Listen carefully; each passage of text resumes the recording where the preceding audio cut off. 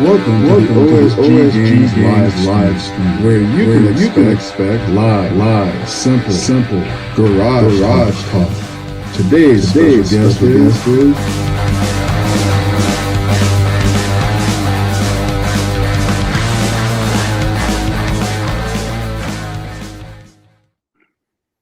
Well, welcome everybody to OSG Gang's live stream. We have Rick and we have the guest of honor, Keith Stone of KDezines. Oh, yes. One correction, it's actually Keith Dowdy, but that's okay. Oh, Keith Dowdy? Oh, my bad. Keith Stone's an alias because I'm working at the feds or as corrections. I didn't want anybody to find me. So I was like, who's the only other Keith that I know? And that was Keith Stone from Keystone Beer. That's right on. Cool. That's a cool bit of information there. Yeah, so that's why KDezines is actually my initials. Gotcha. Right on. How did you come up with your company name? I was a teenager, and I don't know. My dad and I came up with a name. It was like, I want to put my initials in there. I don't know why I wanted that, but I did. And at the time I was just doing car audio, and it's the KDezines. And I'm like, well, let's spell it the way it sounds instead of the way the way it is. Hooked on Phonics worked for me. So yeah, I hashtag accidentally without the Z. My apologies. You're good. So I just want to start off tonight by saying thank you guys for having me. I appreciate it. All the support you guys have been giving me and all my customers have been giving me, I greatly appreciate it. And that's it for now. Well, we really appreciate you, Keith. So we really do. I mean, your designs are top notch. Your quality of work is top notch as well. So I appreciate it. The rear seat delete that you made for the Black Widow, man, that fit was absolutely perfect. Unbelievable. Yep, you just got sometimes you got to adjust the panels a little bit. Other than that, it usually fits pretty good. Yeah, it was just a little bit, but outside of that, I mean, everything fits nice and snug, so no rattles, no nothing. Yep. It actually works good for sound deadening too, believe it or not. It's kind of weird how that works. It's just a piece of wood and carpet. There's no, no foam on, no nothing. Right, exactly. And so how did you get into the whole rear seat delete thing? I had an 89 GT and I'm 6'6", 6'5" and a half, something like that. Dang. And every time I put the seat back, I did the old technique of before it had the seat extenders. If you look on the bottom of a Foxbody seat, there's actually 4 more holes that you can use that aren't drilled. One is drilled.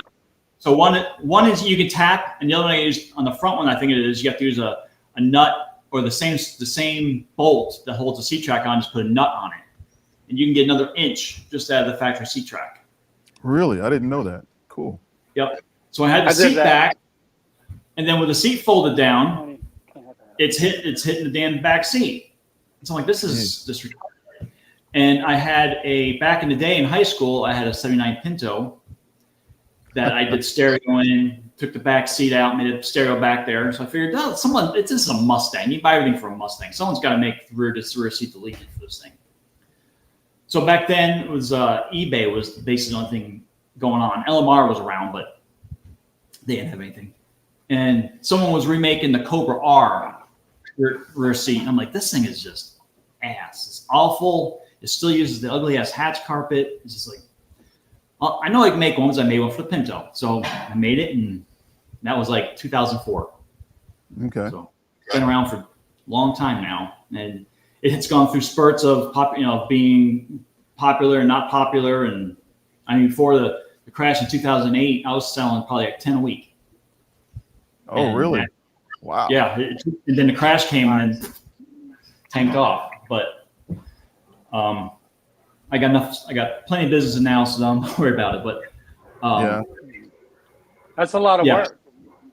Yeah, so that's how it started. And I had found a guy I was in Tucson, Arizona, and I found a guy who had a CNC, and he was cutting for me with a CNC, and that helped a lot. Okay. And so do you have like 2 employees, or is it just you putting these things together? It's just me. That's why I'm drowning. Wow. It's just me. I had to turn the website off again. Stop taking new orders because I just can't.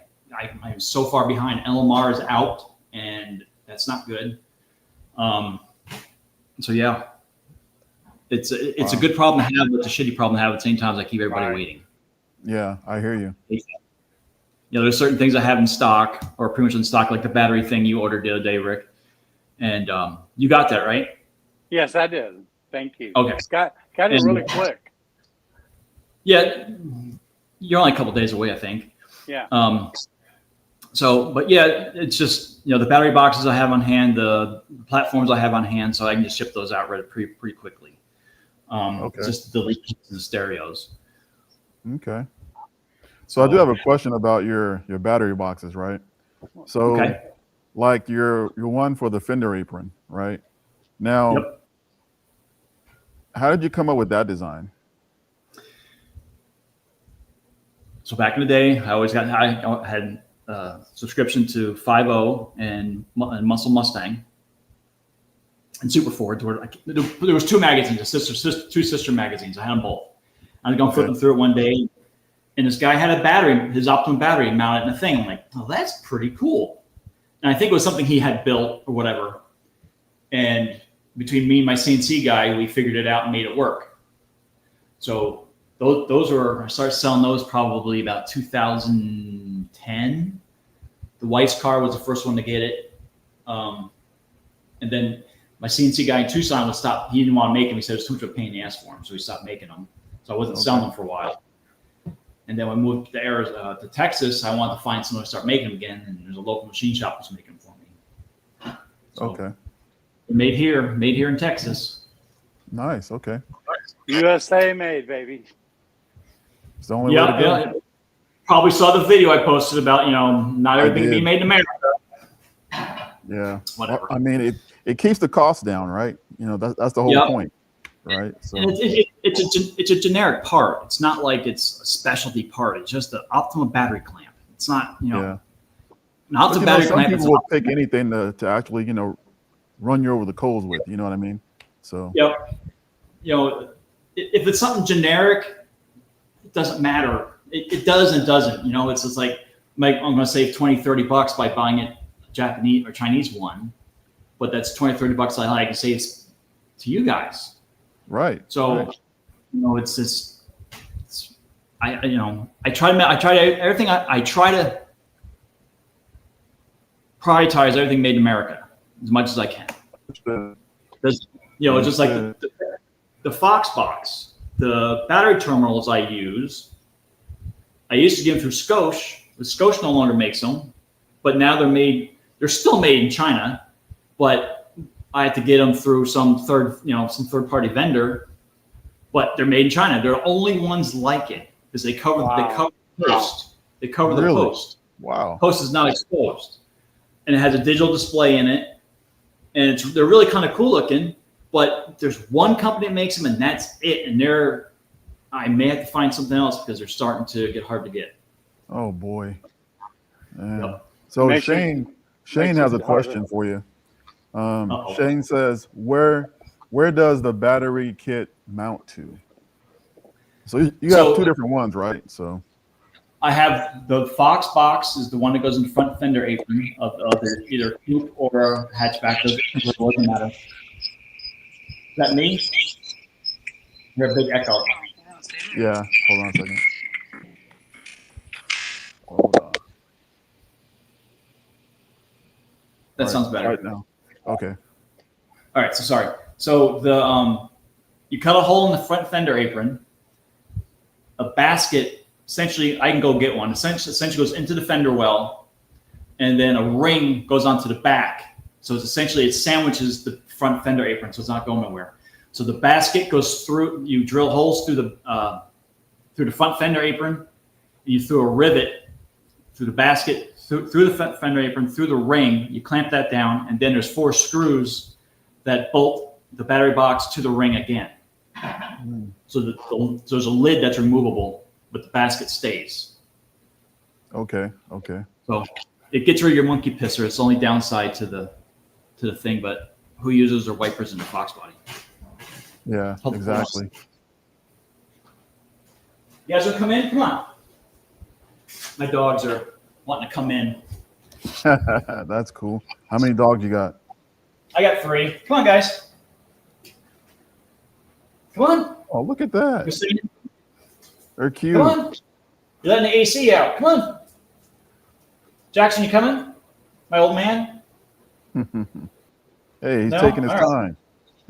Yeah, that's Jackson. That's what he does. Yeah. He's my old man. He's like 12. Yeah, so I know, like, for myself, with the one that goes in the fender apron, you know, my main concern is that, you know, my Foxbody is super clean, low miles. You know, so I can't picture myself cutting into my fender apron. You know? Yeah, I get it. I get it. That's my only hesitation with that. I get it. I you know, it's like my 93. I'm the second owner of it. I bought it. It's high mile. It was a daily driver for somebody. But it's clean. There's no rust, no nothing. And it's like I wanted to put mini tubs in it, and I'm like, I don't know if I want to hack it up to do that. Right. Now I don't want to do it because I have to use the car for template. You know, it's like really. Yep. Oh, so my I have a 93 Coupe, and then I have a 90 GT hatch. So I have to use them for templates because I can't believe the freaking how popular trunk kits are. Oh, really? Because I mean, back in the day, the Coupe was the rare one. You know, the hatchback was the plentiful one. Correct. It's like, where are all these coming from? It's like, you know, it's kind of like the 1963 Corvettes with the big block. There's more of those that are supposedly real than ever were made, they say. Right. There's I know back in the day, you know, people thought that the Coupes were just like grandma's grocery getters. You know what I mean? Correct. So I like them both. You know, people would say, which one like better? It's like, it depends how they're done. I like them both. Practicality, the hatch, you can't beat the hatch for practicality because the Coupe is just useless for practicality. Yeah. So yeah, it just depends upon the build for me. You know, I like them both too. You know, it's just that like the Coupes are so expensive now. I couldn't buy one. You know, so I bought mine in 2004. I think for $2,500. $2,500. 5-speed, 5.5 black with gray interior. You talk about a good deal, man. You can't beat that. Yeah, that was a long ass time ago. But yeah, it was in good shape too. I mean, it had 140,000 miles on it, but still the original interior was in good shape. And right. That's long. Actually, that's long gone now because I thought it would be. So I painted it. It's on my Facebook page. I painted it black and copper. Okay. I figured, oh no, the gray seats and the gray interior would go fine with it. I wasn't gonna switch to black. I like the gray, and I got it painted. And I'm like, oh, that looks like ass.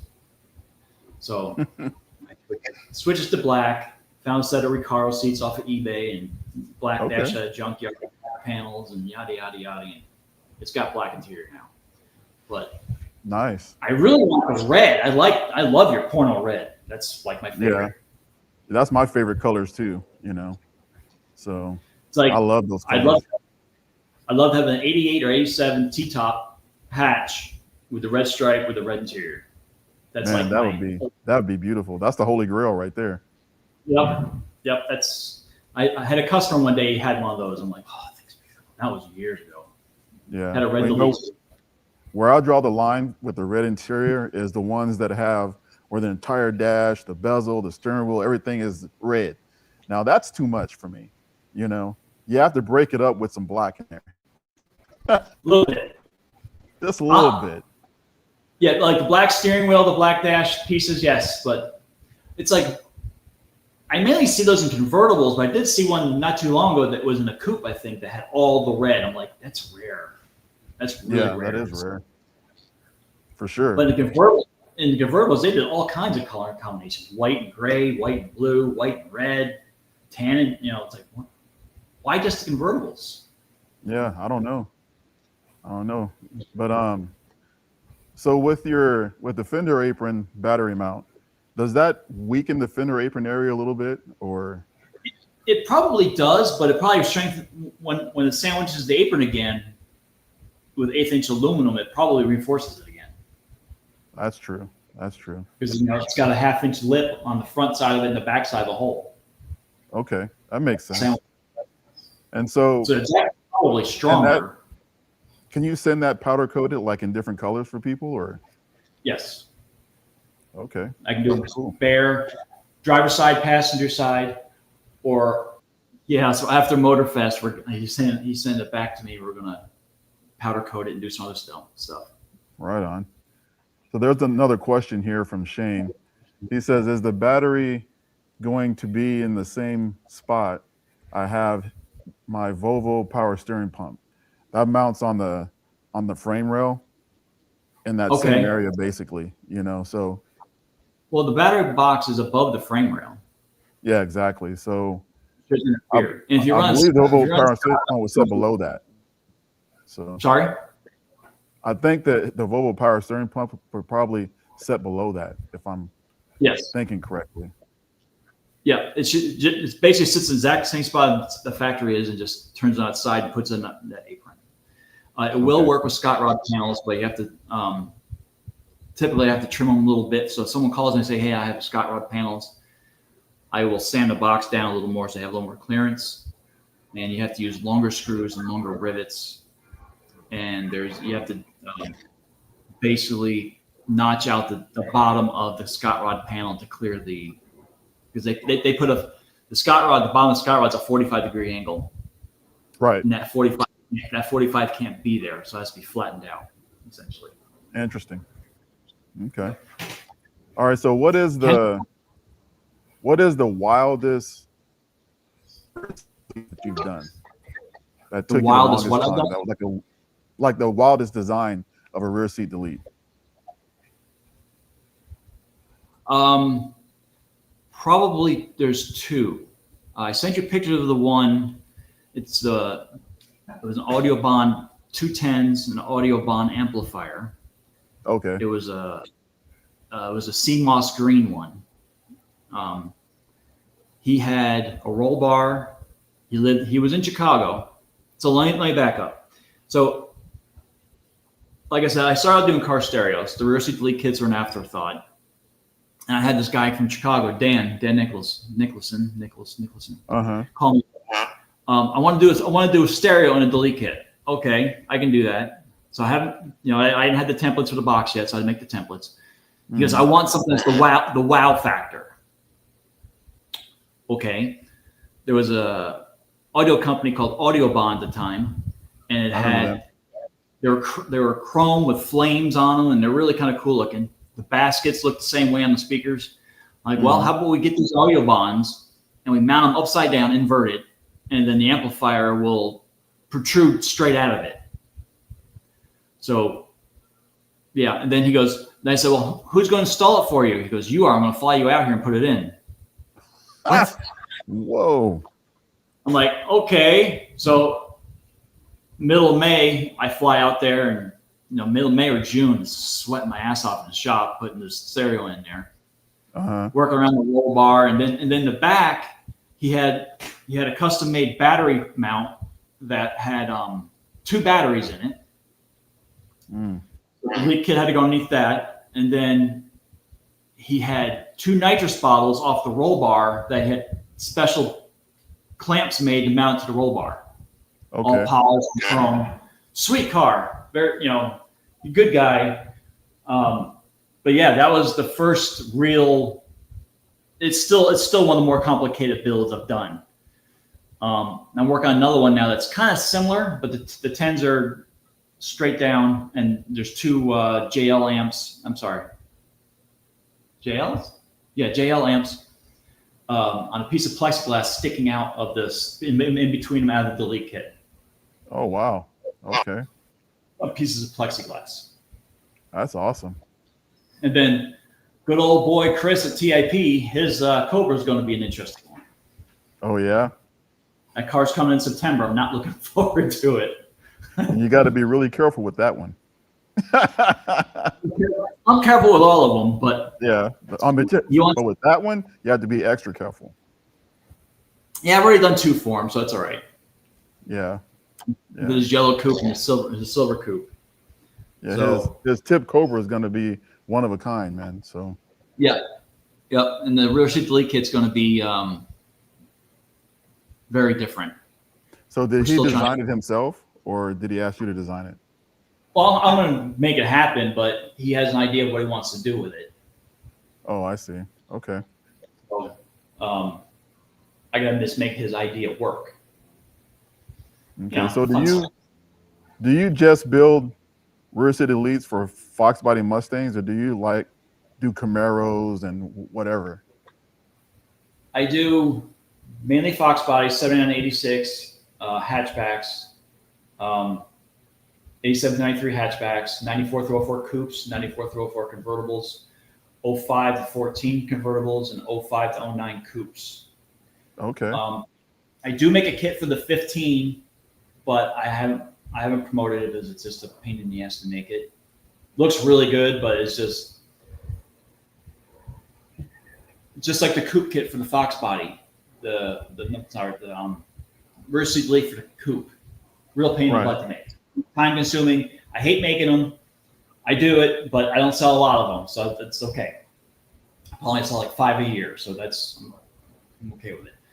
I also make them for the 92, 95 Civic hatch. Oh. 96 through 00 Civic hatch. 94 through 01 Integra hatch. And that's basically it for now.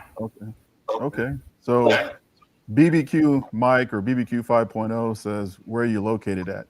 You're in Texas, right? I'm in Waco, Texas. Yep. Waco. Waco, Texas. I haven't heard it called that in a long time. Wow. Branch Davidian, brother. Oh, man. Some crazy times that was, man. That's our claim to fame right there. There's better ways to get famous, bro. Yeah, that's it's like when that first happened, I'm like, Waco, Texas, what that? Or it's like, it came on the screen, is that Waco, Wacko? What is that? I was in Arizona at the time. So, yeah, I'm in Waco. I've got a car down here now from Fort Worth. Yeah, I sent you a video of that just recently. I got it. Yeah, I got all your videos, all your pictures. So when you're ready to discuss all your pictures, I can start rolling them through. So, okay. Are you Appreciate ready? it. Oh, I'm sure. You're the boss. All right. Well, okay. Let's get going on those photos, and then they can see a good sample of your work. You know. I am the little fish in a big pond. That's just. Hey, this pond is not that deep, brother. So it's all good. Thank you, though.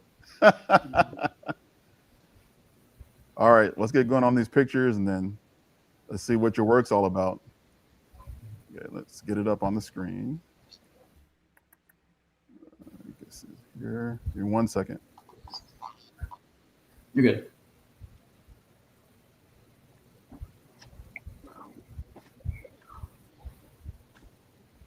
There it is. Okay.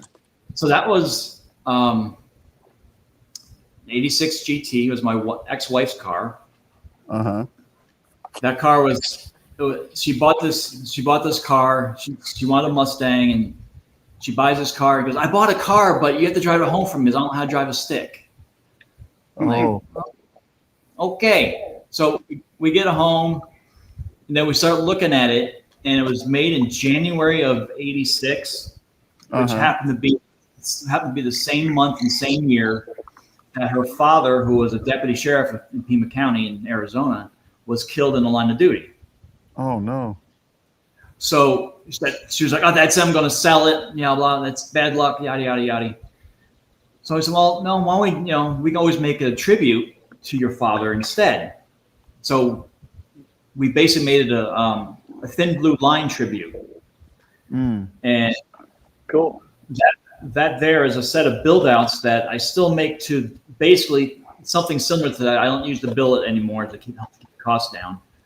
Okay. But that's a set of build outs that hold a 6 and a tweet. And I think you got enough more pictures of it revised later on. Okay. And so you make and sell these too, right?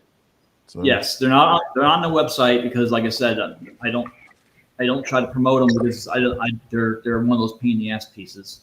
Understood. Because it's all Bondo. You know, it's 3 pieces of wood with Bondo, and it all has to be hand sanded. And I'm trying to find a piece of vacuum form for me.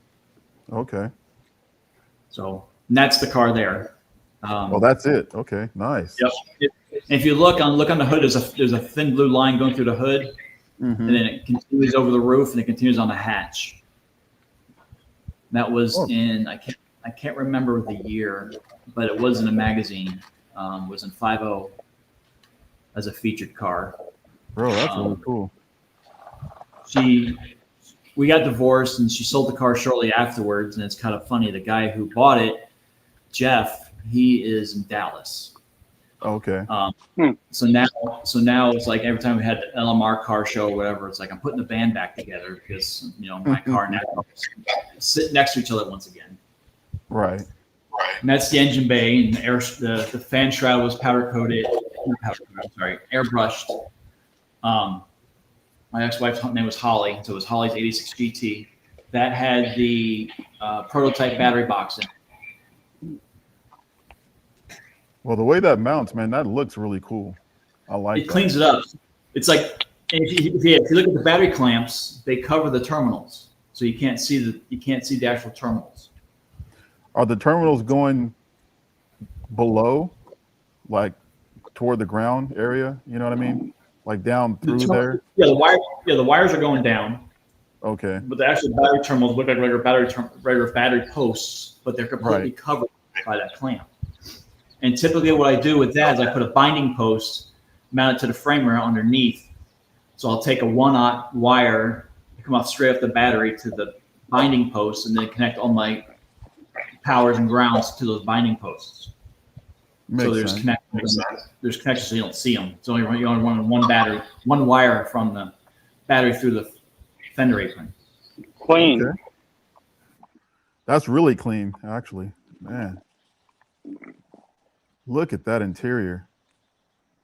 Wow. That a 79 Mustang pace car seats that had a local guy in Arizona do with the thin blue line going through it. That mimicked the paint job essentially. Right. So where did you get the hood at? That hood looked really unique. So that's just a Cervini Mach 1 hood. Oh, okay. And I had some billet grills made. That was a hatch cover I made. It was made to look like a headstone. So it's airbrushed. The piece of aluminum was airbrushed and it had names of fallen officers on it. And right in the center was her father. And if you see this, that's a really cool tribute. The bottom of the Celine wing had a thin blue line through it. I see that. That's awesome. And look at that. Yep. Mm-hmm. More airbrushing. So did you airbrush that yourself? I'm sorry? Did you airbrush that yourself? Or Oh no. There's a guy named Matt Andrews out of Phoenix. He's phenomenal. That there is nothing for him. I mean, he could have done. I mean, most of his stuff is better than that. I don't know why he didn't do it for us, but it's still good. But he does a lot of portraits that look like pictures. He is just awesome. That's absolutely gorgeous. And the guy who bought the car left it all the same. The only thing he changed was he put an electric fan in it. Okay. That's awesome. Those wheels they don't make those wheels anymore. Yeah. Well, you know, I actually love the Celine wings. I really do. I know there's a lot of hate on them, but I love them. So yeah, especially your boy there. What the heck's his name? Warhol. Oh yes, yeah. He hates saline wings. He's the leader of the pack when it comes to saline wing hate. I like them. Bathtub. Yeah, I like them, but on my GT, I think I'm gonna put a Cobra wing on it. I haven't had a Cobra wing yet, so I'll probably put a Cobra wing on it. Okay, those are cool too, for sure. Yeah, Very nice picker, man. that was the stereo in the back of the car. Like I said, this was old. This was back done like 2011.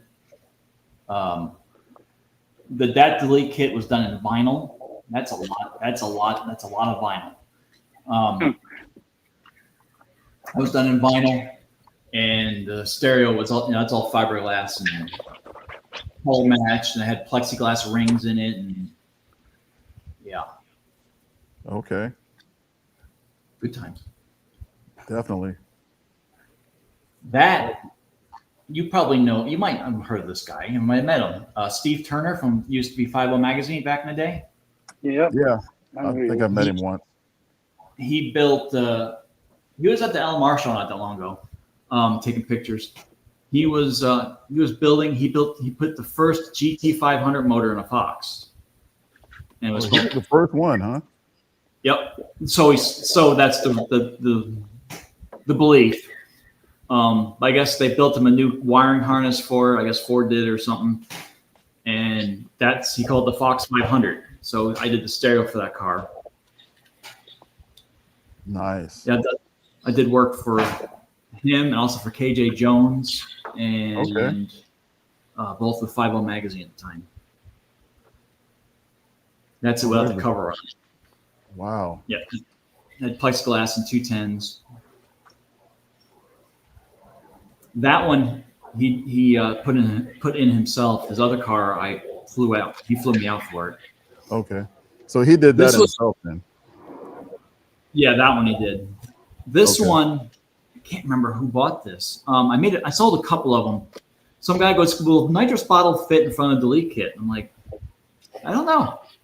And this is back when like I said before the crash, the first time in 2008, and I had to make a new nitrous bottle mount to be able to make it work with the delete kit. So the mount mounted on the floor, then that slid in through the front of the kit, and then you open the door and you tighten the clamps down, and it would clamp down on it. So this way it'd be hidden, and you could just reach behind the seat and turn it on. That's a great design. It seems like a very simple design too. It is. It's it takes a little bit of work to pull it off because it makes the materials only like a ½ inch thick that's left on the wood. So typically what I have to do is I have to reinforce it with like an aluminum plate. So there's a little more work to it, and then obviously I have to make the battery bracket. Okay. The clamp. So that's the same kit. Yep. With the seat folded down. There it is. That's the one in Chicago. Dude, that is crazy. So there's an end cap that comes off that had set screws in it that hit all the wires.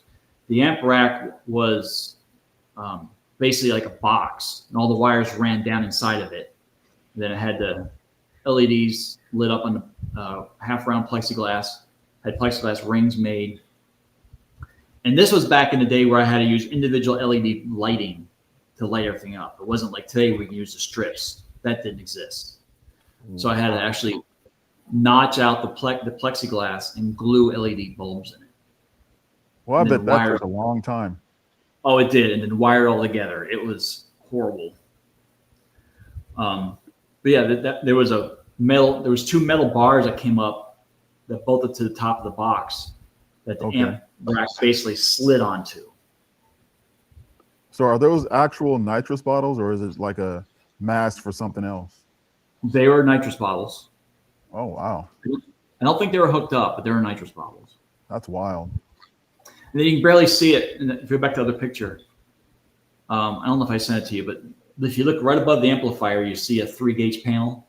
I do see that, yeah. I made a new panel that took out the radio and the AC because he had no AC or no heat in this car. So it was a one-piece panel that went down and curved down into the shifter. Okay. And then the stereo where the AC vents were. So I made a new mount for that. Dude, that's awesome. There's the other That's other view of it. And that green color is the color of his car. Okay. Okay. But yeah, working on that car around the roll bar was just awful. Yeah, I bet you had to contort into some crazy positions for that one. Yeah, we took the seats out, but still, it was still rough. No doubt. Yeah, you lifting a 60-pound box up and over the roll bar, or under the roll bar to get it in. And yeah. Yeah, I think the rear seat was in two pieces in the front. I think I had two pieces. Okay. Yeah. There's another There's one. another one. Yep. That was for a 93 Cobra. Tweet 6. That is 87 through 93 rear half only. So it comes with a new floor with a door.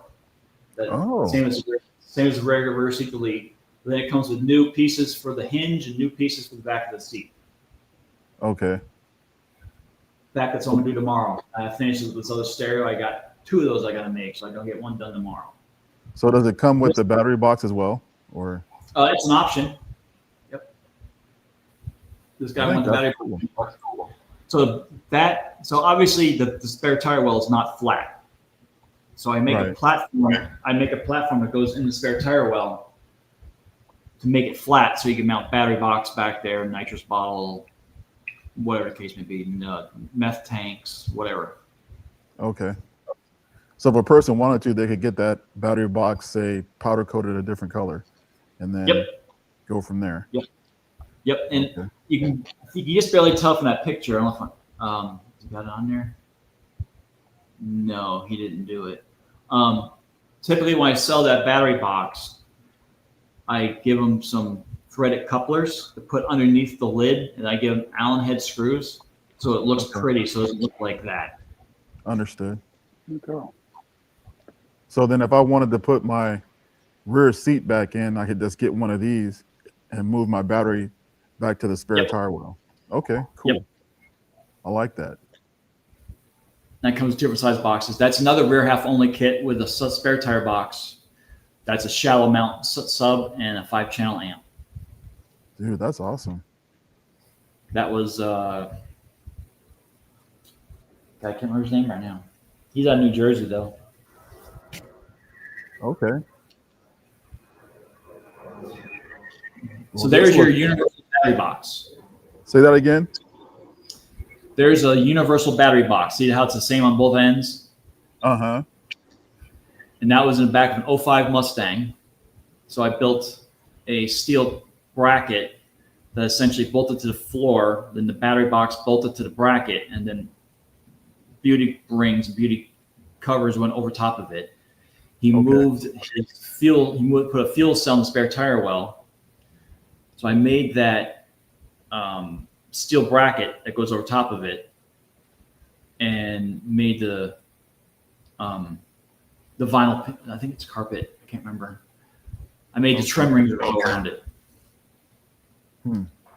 He's out of Texas too. He just sold that car. Oh, he sold it. Oh, dude. I think he sold just recently. Oh, it was for sale. I don't know if he sold it or not. No, that looks great. I love that. Yeah, the 05s have pretty big trunks, so you can do a lot with them. So do you specifically make your battery holders just for Optimas, or do you do them for any of them? Right now, just Optima. I'd like to do it for other brands. I know people have problems with the Optimas, and I understand that. Yeah, it seemed like the quality's gone down. So yes, the yellow tops seem to be better than the reds, but I haven't found a good alternative. Yeah. And I know there's lithium batteries because they can't be rectangular, they can't be square, they can't have square corners because it won't fit. Okay. Because it's not going to clear that corner in the shock tower. So the round spiral design, or whatever the hell they call it, lends well to working back there. So interesting. it has to be like a small lithium, or possibly the XS batteries if it's small enough. I just don't know if they got cranking amps to work as well. Right. I know that the XS batteries are supposed to have some of the highest cranking amps of all of the batteries. So that's what I hear anyway. Just depends how big it is. But I think the 925 is like the one to be the size I need. But I think it's only like, I think it's like 600 and something. It's not a lot. So I'm like, So, you know, if the time comes, someone comes to me and says, I want one, then I'll probably make one for it. Okay, cool. That's basically the new version of the door build outs. Looks like they set out pretty far too, right? So it's about an inch and a half. Let's see. This one here is about an inch and a half, inch and 3/4. It's not too bad. This one, if he wanted it to, he didn't want it. I could have made that white strip light up like for your dome light. Oh, cool. But he didn't want to do it. So I'm like, okay. I try to mimic his seats. Yeah. So you did a good job. That looks actually really good. Yeah, I like it. Turned out good. You can't really tell what the insert where the white is actually carbon fiber vinyl. Really? Okay. Yeah. I think his seats are carbon fiber vinyl. Another shot of it. Yep. There's another one. Orders 4 or 5 of those. There's Chuck's. Yep. Yeah, see in the top right corner, that's a battery box. Yeah. I actually saw this in Motor City, and I actually interviewed Chuck about his car. Nice. Yeah. I think I saw that. This design here, this is what turned me on to the rear seat deletes altogether, was your design right here. I like that. Nice. Yeah, that's got me a lot of stereo jobs. I know that. Yeah. There we go. Yep, that was I stole that picture from Chris. Yeah, I like how it's backlit. Yes. Yeah, the plexi's underneath the vinyl. So was this Chris's design, or was it Chuck's design, or yours? Mine. He just told me he told me what he wanted to put in there, and I basically had free reign, so I was okay. Look at that. That was something I stole off of YouTube, off of Chris's video. That's why I had that. Yeah, there's Chris. He's part of the live. Didn't even know it. Yeah. So that changes multiple colors, yeah? Looks like. Yes. Yeah, when I had it, it wasn't hooked up to the controller, so I just had one color. But Chris hooked up to the controller to get the car back. Okay. Yeah. There, if you go back to the battery, you can see how those terminals cover the post, so you don't see the post at all. Yeah, I like that a lot. They're the only ones like that, and they're getting harder and harder for me to get. That's I usually buy like 25 at a time. You know, they still cost me almost like $25 for a pair of them, so not like cheap. Right. That sucks, man. And that's so we're gonna powder coat the battery box lid. Right. We're gonna get a new air tank and powder coat that, and the top of the amplifier we're gonna powder coat. Nice. And so this is like a coupe, huh? This is sort of a coupe. So, are you familiar with the God? What the heck are they called? Those convertible Mustangs that weren't the McLarens. Oh, the McLarens. Yeah. You know how they got that brace in the back, the trunk, and the everything was different. Yeah. This guy was in California. I basically made this to fit his car. I never had the car. I used my coupe to do it.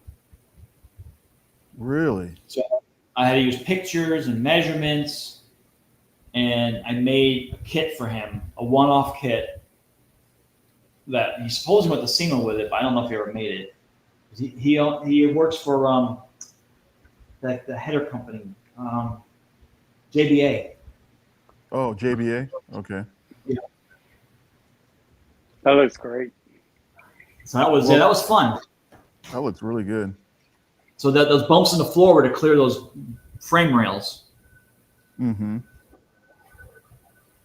So to do this sight unseen, man, you do really good work. Seriously, that had to have been quite the undertaking for that. It was, and then it has to ship. Besides, yeah, that's it's one thing to make something when the car's here, but then you have to figure out how to make it so you can ship it. Yeah. How many pieces did you break it down to, if you can remember? This is one.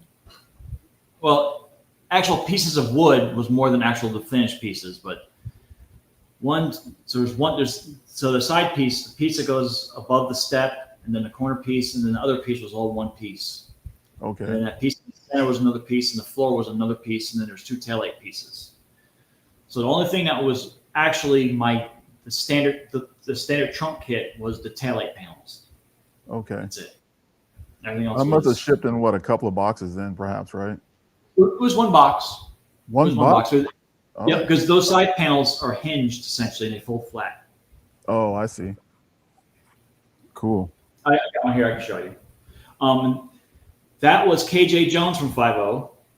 I had my Coupe at the time. He wanted a stereo for his '86 T-top Coupe, and that was before the day I had a trunk kit. I wasn't making trunk kits back then.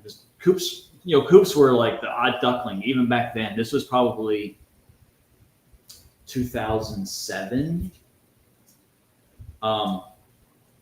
So I made everything in my shop in Arizona.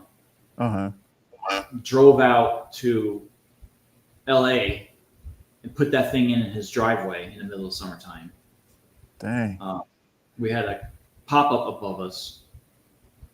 But yeah, that was fun. There's a battery in that box on the right-hand side. Okay. Yeah. Someone asked the question, so what does something like that for trunk cost?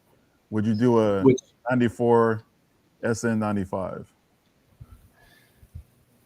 I'm getting a lot of requests for the SN95s. I do not offer one yet. Not yet. Okay. Hold on, my dog's barking. Okay. Amber's here. So, yeah, I'm getting a lot of requests for the SN95s. So I'll probably be making one here soon, or not soon, but eventually, for the SN95s. Uh-huh. But yeah, the ones for the Fox are $520 shipped for just the basic trunk kit. $520 shipped. Okay. Yep. And that's pretty reasonable price, considering that it's handmade. I mean, that's a very reasonable price in my opinion. So yes, in the trunk kits, there's just a lot of pieces. I mean, there's 1, 2, 3, 4, 5, 6, 7, 8, 9, 10, 11, 12, 13 pieces at least to a trunk kit. 14 pieces. And it's just a lot. It's just a lot of work. So does getting like custom work like this cost more? Does it add to the cost? I mean, sounds like a silly question, but someone's gonna ask. Oh yeah, trunk custom stuff costs. It's more time to figure out what you got to do, and like the trunk kits, I can make them for mini tubs. If they want a secondary wall that's in, like they want to put a battery underneath the package tray or a prefab box underneath the package tray, I can put a wall in front of it, like I did with the War Admiral. Mm-hmm. Mini tubs, whatever the case may be. It's just anytime it's custom stuff, it costs more. I just did one.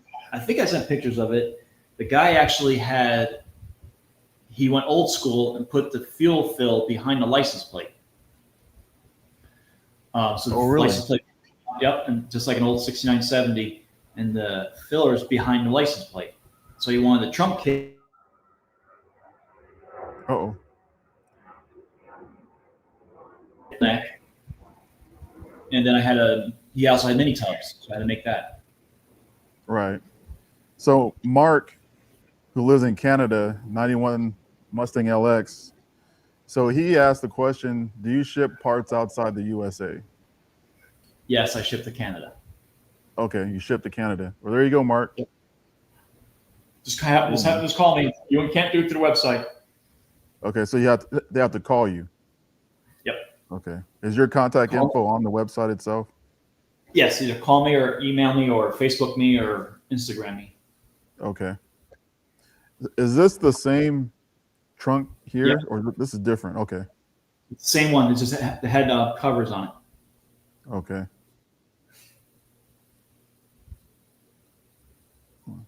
Yep. And that's a 79-36 Coupe kit. This guy wanted a 10 and an amplifier. It's I think it's an Alpine. But we had to cut the floor, so we're very, very, very, very limited to space. He had one of those water cooler tanks in the back that took up the whole spare tire well. So I had to notch it for the brackets. That's why the floor has a notch on it. Okay, so you actually had to cut the floor. Is that right? Or no? The floor of the trunk kit, yes. Oh wow. Okay. And then there was a piece of wood that went on top of that was covered, and then another one on top of that. Dang. So you just pull up one door to get to the filler, and then you take the second door to get to the whole entire thing. Interesting. Yep. And then if you go back to the one picture prior, there's two cups that cover the speaker. That one too, right there. See how the vinyl steps down? I had to make a little box. Upper left, right up there. Okay. Yep, on both sides. I had made a little box that covered the speaker. Okay, I see them now. Yeah. Yep, and of course you can't run your factory springs with that style box. There's just no room. So you got to run the FFP hinges. Okay. So you have to upgrade for that one. Yep. So see, there's a secondary floor, and then there's another piece went over top of that floor that had the cuts in it, and there was another bump on top of that had a door to cover all the wires and the hosing and the plumbing for that pump. Okay. That's why it looks like a hood scoop sitting there. It does. So you pull that off with a tab, and then you could fill up your water tank. Okay, that's cool. There's an SN95 rear seat delete kit. So this is a SN95 right here. Okay. Yep. That was Tony Oliver. He's a pretty big name on Facebook with the Mustang and modifying S10s and stuff. Yep, that was his car back in the day. Okay. He sold that. He doesn't keep his cars very long. He builds them and sells them. Wow. Must be nice. Yeah, he's selling them apparently. Yeah. Okay. Oh, dude, that's cool. That's Mr. Vader. I think he was out of Columbus, Ohio, I believe. Uh-huh.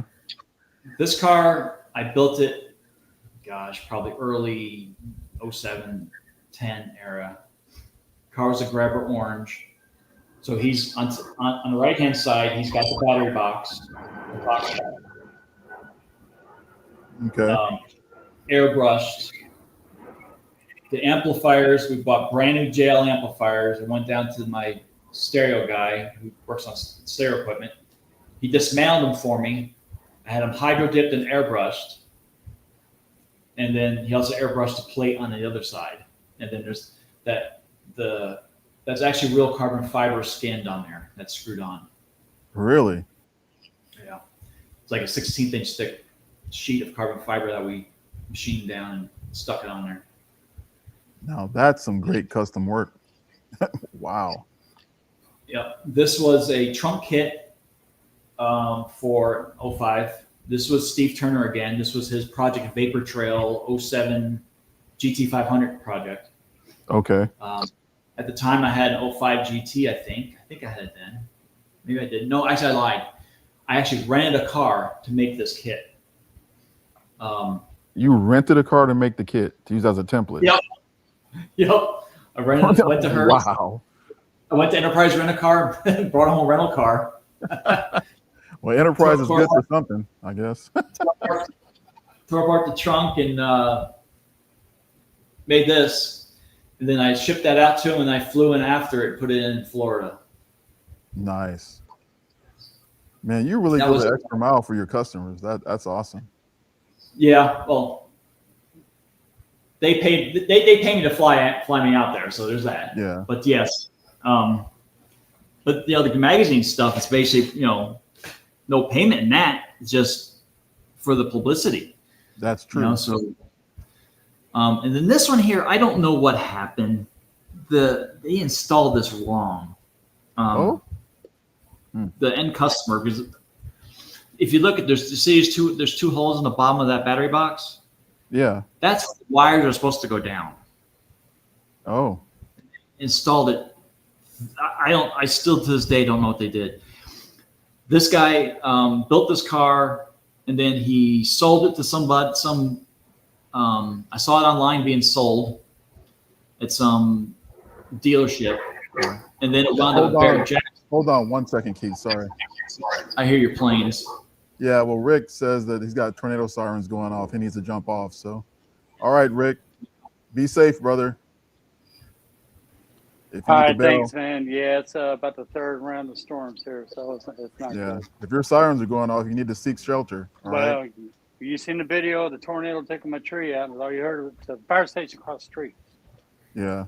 It's kind of went down now, but good luck, buddy. Yes, please. Thanks. I'll talk to you soon. Thanks for being here, Keith. I'll talk to you soon, okay? Right. All right, big bro. All right. Later. Later, man. All right, Keith, go ahead. So yeah, they installed the terminals upside down. I still to this day don't know what they did. The car was at Barrett Jackson in Tempe, Scottsdale, Arizona in January. Mm-hmm. I drove out there 1 year and got pictures of it. I never got pictures of the car, of the final product. And I got pictures of it at the auction. The car sold. Then it went back the following year and sold again. So yeah, that car's been all over the place. I've talked to the new owner. He had issues with it, and he was trying to tell me, ask me all those questions. Like, dude, I don't know. I didn't install it. Right. I just made it. So he had a stereo shop look at it, and they got it working, I guess. Because there's a battery. Oh, actually, there's a battery right there. But he still is. The lights don't work. That's got LEDs in it. And really? I've never seen it lit up. Wow, that's messed up. Yeah, and he doesn't know any of how it works, and I can't get rid of the original owner, and yeah. And that trunk panel was a kit or a product that is no longer available. It was a fiberglass piece that I reshaped and molded and covered it in vinyl, and then that Mr. Vader piece, me and the CNC guy made that. I designed it, he made it, and my painter painted it. Wow. That I saw. That lights up. That I saw. Okay. And you built that to light up, right? Or yes, the whole thing lit up. There was rings around the battery box. There was rings around the woofers. There was plexiglass over top of the amplifiers. There was a ring around that fuse block on the other side. That were all supposed to light up. Okay. And for anyone out there in the comments, if you want to join us on screen, you can. I did post a link in the chat if you want to join up on stage. So you're more than welcome to. Water's warm. Come on in. Come on in. And that was the rear seat delete kit for that car. Wow. Those nitrous bottles, I did not mount those. He did that, so I don't know. I think it looks good. Well, it is, but when I build a delete kit for somebody who has nitrous bottles, I build a steel frame underneath it. I just don't bolt it to delete kit because it's not meant for that. No, I hear you. So I don't know what he did. I don't know if he did that or he just stuck it on there. He didn't tell me he was sticking nitrous bottles on there. Okay. That was Steve Turner's with it lit up, sitting on the garage floor. Okay, that looks cool, man. You know that car? Yeah, that's Tip's car, right? The yellow one. Yep. The nuclear neon yellow. Is that what it's called? No, I don't know. That's why I call it. It's one of his 15 Dutch coupes he's got. We have fit a lot of stuff in there. He bought this box off of eBay. I don't know why he bought a box off of eBay. He bought off eBay? Yeah, he bought the box off of eBay. I stuck the box in there, made it work, and I put the fuse block in there, and he wanted the old school cap in there, and he wanted 3 amplifiers in there. So it was just a lot of manipulation. So once again, the only thing that was stock on that was the taillight panels. Everything else was a custom. Yeah. So that is a trunk kit with a shallow 10 and a 5-channel that's flush. Okay. So if you run a woofer that's not shallow, you have to make it raised because there's not enough room to hide it underneath the floor. But that one, when you run a shallow, you can make it just like that. Right. Okay. But there's no room for plexi and LEDs in that situation. Same one. Yep. And this is just your standard kit here? No, that's the same one with the door, but basically it's a standard kit, yes, with the box. That one. Okay. Oh, that looks wild. Yeah, I have a thing with customers named Chris. This is another Chris from North Texas Foxbody Club up in Dallas. Okay. I met him at the LMR show the last time I had one. Was it 24? Yeah, I think the one guy, CCW, is up in that area, in the Houston area, North Texas, that Foxbody people, I believe. Yes. Yep. And he wanted 112 W6, which is a very large woofer. Yes. And then very heavy. 2 amps. Yes, and just very deep. So I had it, that was the minimum I can make the box to fit that woofer. Right. So I kind of came up with the waterfall idea. So it was kind of tiered. One was higher than the other. I think it turned out kind of cool. And he wanted to keep his back seat. All right, I stand corrected. CCW says South Texas. Yeah, I think he's in San Antonio, I think. Yeah, he says South Texas. So, okay. Yep. I can dig it. Cool. That's about the lights. Okay, so without the lights. Okay. Yeah. That's crazy how those lights make such a big difference. They do. You don't even see them. That was really fun to carpet too. And he has covers, carpet covers that go over top of that, so you don't see it. And there's the war. Over top of this? Yeah, there's 3 covers that go over top of it. Oh, okay. So you can hide it. Yes, kind of like Chuck's. Right. Yep. Anytime you see any of my products that has a lip on it like that, typically it's meant for a door. Okay. And there's the War Admiral. Okay, so that's where his battery is. Okay. Yes. So he's also got what I call a rectangular door. So most of the time the door is shaped like a spare tire. It's like a spare tire well, but this one is rectangular because he has a wall there anyway, which you should have a picture of it someplace. Oh, that's really cool. So how does it make you feel to work on these high-end cars like that? Do you get nervous at all? Yes. The one I got in my garage now, I took my car cover off and put it on his car and just had the trunk exposed so I can work on the trunk. But yeah, work on show cars can be nerve-wracking sometimes. That's why a lot of times I just rather just make it, you put it in. Yeah, I hear you. And there's Chris's car. Yep. So that was a shortened trunk kit again, and 110 and I think, was that a 10 or a 12? That might have been a 12. Because it looks like a 12. So it looks like a 12. I think that was a 12, but have you raised and put that Alpine amp in there. The car came to me with the amplifier working, and it left here with not working. I'm like, what in the heck is going on? What in the world? Yeah. I wired it up exactly the same way it came in. And this Alpine amp is really weird. It had different ways of hooking it up. Well, apparently you had to wire, the only way he got it working was he had to wire it differently. And then it started working. I'm like, that makes no sense. It had like 2 remote turn-on leads or something. And he had to hook it to the other one. I'm like, why? The amp was coming on, but I had no audio. It's like, didn't make any sense. But that doesn't make sense at all. No, it didn't. So this car got finished and it went straight on to transport. I'm cleaning it up.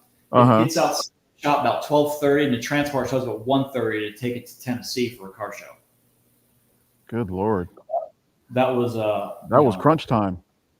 It was crunch time. I spent, or that was a yellow car. I'm sorry, that was the yellow car that did that. This one back home, but yeah, this one went straight to I think the following year to Tennessee. I think it was this year, Tennessee. Yeah. So when you're working on like those bright colors, like the yellow, do you wear gloves to prevent like dirt and stuff getting on it? Not usually. I'll just make sure my hands are clean. Okay. Sometimes depends on what I'm doing. Sometimes I will. But usually my hands are not, they're just dusty typically. So whatever I have on it comes right off. Okay. Well, that's cool. This one, I had my CNC guy make me that plaque. Oh, the tip logo? Yeah. Okay. Yeah. Nice. This one I kind of liked. This kind of like one of my personal favorites. I kind of like this one. 93 Cobra with a Coyote. So that's why we have a 50 Coyote Cobra on there. And so this one, the plexiglass is on top and the vinyl is on the bottom. So that's the logo, so the logo is translucent and allows the light, it catches the light from the LEDs and that glows as well. So it was kind of neat design. That is very neat. There it is there with no lights on. 110 and a Pioneer amp, 5-channel. So since the logo was red, if you mixed it with blue light, it gave you purple. Huh. So the logo changes colors every time you change the light color. Dude, that's cool. It was at first I didn't think it was worked because the first time I hooked up on the bench, I was hooked up like a color and I'm like, it washes out. And then I started changing the colors. I'm oh, there it is. So I can't remember what color it was, but it was like, what happened to it? Right. I think it was that. I think it actually catches better in person in the camera than it did in person. Oh, I'm sure. There's another trunk kit, basic trunk kit with a raised 10 and amp like Chris's, but it doesn't have the wall in front of it like Chris's did. And so why does it have to be raised like that? There's the box that goes inside the spare tire well is only like 4.5, 5 inches deep. Oh, I see. So if the woofer is more than that, it won't fit in there unless I raise it. So by the time I have to raise it, then I have to put the amp raised. So typically it's as tall as the amplifier has to be. So that's usually 2.5 inches. By the time you get some, the material in there and yada yada, it's 3.5 inches tall. Okay, and so since the amp and the sub have those lips on them, I take it there's like covers that go over those as well. This one does not. This one's flush. This one looks just like that. Oh, okay. Okay, I can dig it. Okay. This one. So if the lip is flush.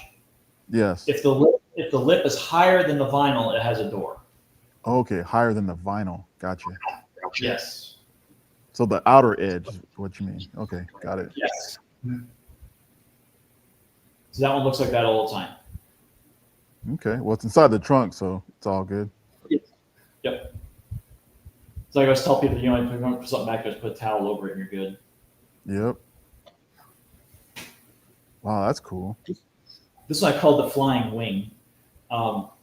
This guy was out of Houston. This was another Cobra. He's not social media at all. He builds he builds Mustangs down there, and he bought a battery box for me, and he bought that. So I'm expecting to buy more battery boxes. Look at that. That's cool, man. So the amplifiers were the same brand, but they were really weak. This one on this side closest to us on the passenger side was much smaller than the other one. Okay. Yeah, I think I have a picture of it. I don't know if I sent it to you, but if you blow on that picture, you actually see there's like 2 vinyl pieces mounted next to the amplifier to take up the space, so the 2 windows look fairly the same size. Yeah, I don't see that picture unless it's. Yeah, I probably don't have sent it to you. Yeah, I don't have that one. I don't think. Yeah, I didn't send you everything. Okay. This is first name is Greg, I believe. He's on Facebook. This is a very sweet ass build. He's out of Austin area. Okay. He had like a big block, or Windsor-based big block 427. Where the hell in his car is all carbureted like a drag car, and he put his fuel cell in his trunk, and he wanted my trunk kit in there. So it was another one-off type deal to make it go on the battery box, not the battery box. Sorry, the gas tank. Okay. That's Is that the same one? Should be the same one. Okay, I see. Oh, look at that. So it's got a fuel cell, looks like. Yep. Okay. Yep. Nice. Oh, look at There's that. it. Yeah. Dude, that's crazy. Thing was sweet sounding. That looks like one wild engine build right there. Yeah, it is. It has a chute on it. Oh, that says it all right there. Yep. Well, it has a chute on it now, but yeah, that's the Yeah. There's the car. It's a gorgeous car. It is. This car is coming home. It's going to be in the 5.0 Silent booth at Motor City. This is Gus's car. Another Coyote swap. Sweet car. You wanted a rear seat delete kit with spare tire box. Okay. And CCW has a question for you. He says, I need to catch up with you to redo my trunk as well. Do I need to stop by Waco? not necessarily. If you want to do all the work yourself, I can build the kit and then you can either come get it or I can ship it down to you. One of the two. Cool. If it's something you don't feel comfortable doing, I can put it in. What you're going to do, it doesn't matter. Either way. I know we talked about it a while ago, and we haven't gotten together on it. But this guy had one JL12 and a big JL amp, and I'm spending time with him on the phone trying to get the angles of his roll bar so I'm using a piece of wood with a rounded off piece of wood on it, or a wood platform that's angled with a shift round piece of wood on it to mimic his roll bar location so I can cut the notch properly. So wow. I'm sitting here, what's the measurement here? What's the measurement here? What's the measurement here? And I was able to make my little fixture mimic his roll bar to make it cut around, so I can make the cuts around it. That sounded like that was a lot of work as well. It was. And then his amplifier was like 18, 20 inches long. It was just a lot. Serious? A lot. Wow. Yeah, it was a really big JL amp. And just getting it to fit in there with the roll bar and all that stuff. Yeah, that should be at the Motor City. That's the Motor one City? I just that's going to be at Motor City here next month in the 5.0 Silent booth. So this is one that's sitting in my car right now. Basic trunk kit with the driver's side battery box or driver's side battery platform and a 110 and 5-channel amp. Dude, that's Brushed cool looking too. It just looks so clean. You know, Yeah. that's awesome. The trunk kits look really good. Oh, I didn't know it had lights. That's cool. Yep, they lit up. And I don't know if it's, I don't think I sent you pictures of it, but I also did a trunk panel for that one. Okay. This guy's out of Dallas. Brought the car down to me. He's coming tomorrow to pick it up, but he's going on the Good Guys cruise out of Seattle. So a transporter's coming to pick the car up. The car's going to go to Seattle. He's going to fly out after it. I guess it's 600 miles? It's a 600 or 900 mile 6-day trip down to Napa Valley. Okay. So I guess do a couple hundred miles a day. And then he's going to throw it back on a transport, send it home, and he's going to fly home. Right on. Wow, man. That's crazy. We can get into your videos here in a moment. But for those who are out here who are with us, who may watch after the fact as well, do you have a YouTube? I do. There's not much on there except the same videos I post on Instagram or on Facebook. Okay. I just don't have the time to, I already spend too much time on Facebook and Instagram as it is. So usually the same videos are on there. It's on YouTube. I don't get near the views on YouTube as I do on Instagram or Facebook. Understood. It's like I remember when I was talking to Tom and John on their podcast. They're saying, "Oh, you got to do more on Instagram. You got to do more on Instagram." Okay, cool. Well, since I've done more on Instagram, my KDezines page on Facebook is like doubled, and my Instagram is like gone up, a little bit. It's like I thought Instagram was the place to be, So right. But apparently, no. I got more followers and views on Facebook than I do on Instagram. Okay. That's the same one had this. Yeah, this is a video you sent. So. Oh, it's a video. Okay. Yeah, I'll play it. Well, this is the final mock-up for the KDezines 79 through 93 Coupe rear trunk kit. But this one is a little different than most. And it looks like your standard kit. But this one has a different door that reveals a 10-inch shallow and a 5-channel amplifier. Pioneer.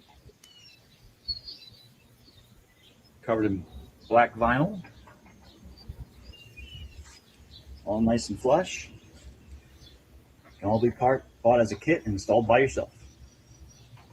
Nice. All right, it's Keith with KDezines again. Finish up another trunk kit. This one's got a square door. This kit's also got a nice custom stereo with some LED lighting and plexiglass. Changes all kind of colors, obviously. So hard to get a picture of this.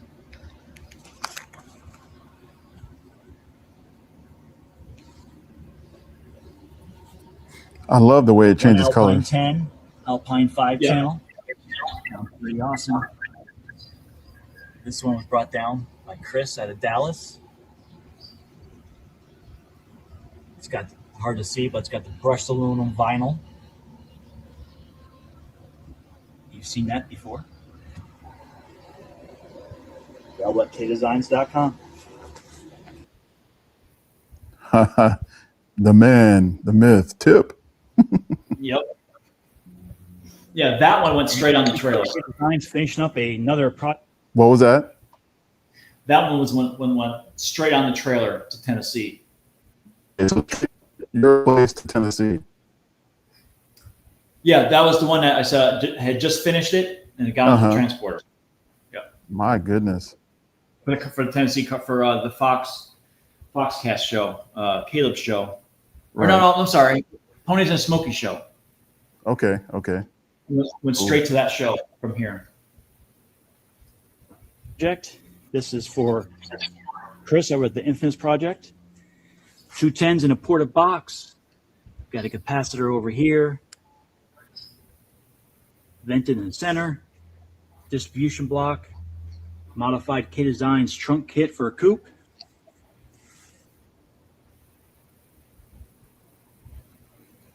3 amplifiers, all NB Court.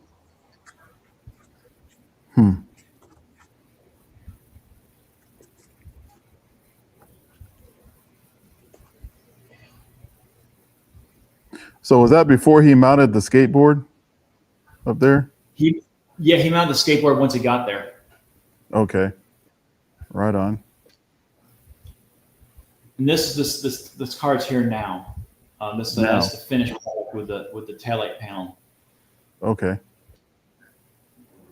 I sent that to Chris, and he hasn't got back to me. But I'm surprised he hasn't chomping at the bit to get this trunk panel because it would look pretty cool with his skateboard. Right. Okay. You'll see it when the video plays. Okay. Designs. So this week, I had a customer, Chris McKinney, bring me this beautiful silver 93 Coupe down from Dallas area to do a little stereo work. So I'm going to show you what we did this week. So we did a trunk kit. Looks pretty typical. We did install another LED light across the top underneath the back of the package tray. But we also installed 110 and a 5-channel Alpine amp in there. It's kind of hard to see with the lighting, but it's actually a silver brushed silver vinyl. It's got the FFP struts. Awesome fitting KDezines trunk kit. We also did one other thing. He incorporated his logo. That's awesome. And of course, we got some LEDs in here. Some plexiglass. Got it up here on the trunk. As well as down here by the woofer, which is a little hard to see right now with that dome light thing on. I'll get pictures of it tonight when it's dark outside. You guys got the premiere of that video because that's I haven't posted that yet. Oh wow, the premiere. That's awesome. What a privilege. Premiere right there. Woo-hoo. Yay. That's awesome. Seriously, thank you. This must be Chris's card too, right? Or that's Chris's card. No, it's Chris's card. It looks like, I think it's the same color. That's what I was trying to figure out if it's the same color. I think it is, but that one's Chris's. Okay. Oh, the other Chris. Right, TIP everyone. Chris. TIP Chris. Okay. Yeah, I could tell by the Dutch logo. He's pretty much the only one that has those. So. Yep. Keith with KDezines again. Just finish up this car most of us know. If not, it's the Silver Coupe from an Infamous project. And it's been here at KDezines this week getting some work done to it. And here we go. We're going to show you what we just finished.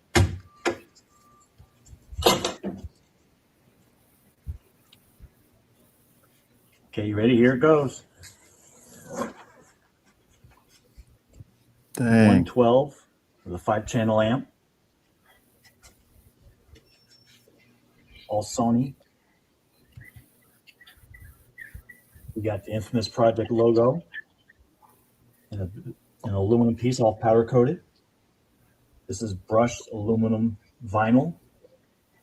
It's got a wall back here hiding his nitrous bottle, not nitrous bottle, air tank. It was a slip.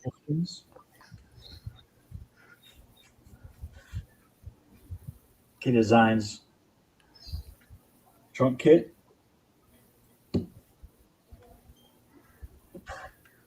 I don't have the voice or the face for videos. That's why I stay behind the camera. Oh, you got it, bro. Seriously. I'd rather just make the stuff. No, I chuckle because I can't picture Chris running nitrous, especially as low as he sets. Yeah. Yeah, it was a slip. Yeah. But It's all good. It's like I don't feel like making it over again, so I'll just keep going. Yeah, exactly. So where is everybody? No one's got any questions for us? It doesn't have to be They're Mustang watching videos. No, that's fine too. It can be personal stuff or talk about you too. I don't care. It's all about me. Well, you're the spotlighted guest, brother. What's that? So you're the spotlighted guest. So yeah, I know, but and if anybody has any questions, just be sure and post them up. If you want to join on stage, come on, let's go. I am not a guy that likes talking about himself. That's why I build stuff. Yeah, I hear that, man. But you know, this I don't know about that. You're always in front of the camera. Well, sometimes I don't like it. So just to be honest with you, to be transparent, I really don't like it either because I grew up being a very shy kid. So was I. Yeah, so you can relate. I was a tall kid with glasses and red hair and overweight. So yeah, I wasn't, Wow. I was the butt of many jokes. Yeah, so was I growing up because I wore glasses and all that, and I was tall, I was lanky, and so they called me Four Eyes. Oh yeah. Carrot Top, Woody Woodpecker, all that kind of shit. Yeah, it was crazy, man. So now I don't care. So you say you're 6'5"? Yeah, 6'5.5", something like that. Yeah, I'm 6'1", so yeah, you got me beat, man. So yeah, it has pros and cons. It has its advantages and disadvantages. I'll tell you. Yeah, trying to fit agree. Airplanes or roller coasters, buying clothes. I have like a 17.5-inch neck with 38-inch arms. Dang, dude. Buying a long sleeve shirt is an ordeal. I know, because like for me, I have long arms, right? And so when I go to buy a long sleeve, say dress shirt, if I get like a large that actually like fits my midsection, then the arms are too short, right? Yep. So I have to buy like a extra large, and it's too wide in the midsection, right? And so, but the arms fit perfectly, but now it's too wide, So my wife's son was working at Joseph A. Banks back in the day before COVID, and we needed a suit. You still there? We'll pause. Okay, sorry. Yep.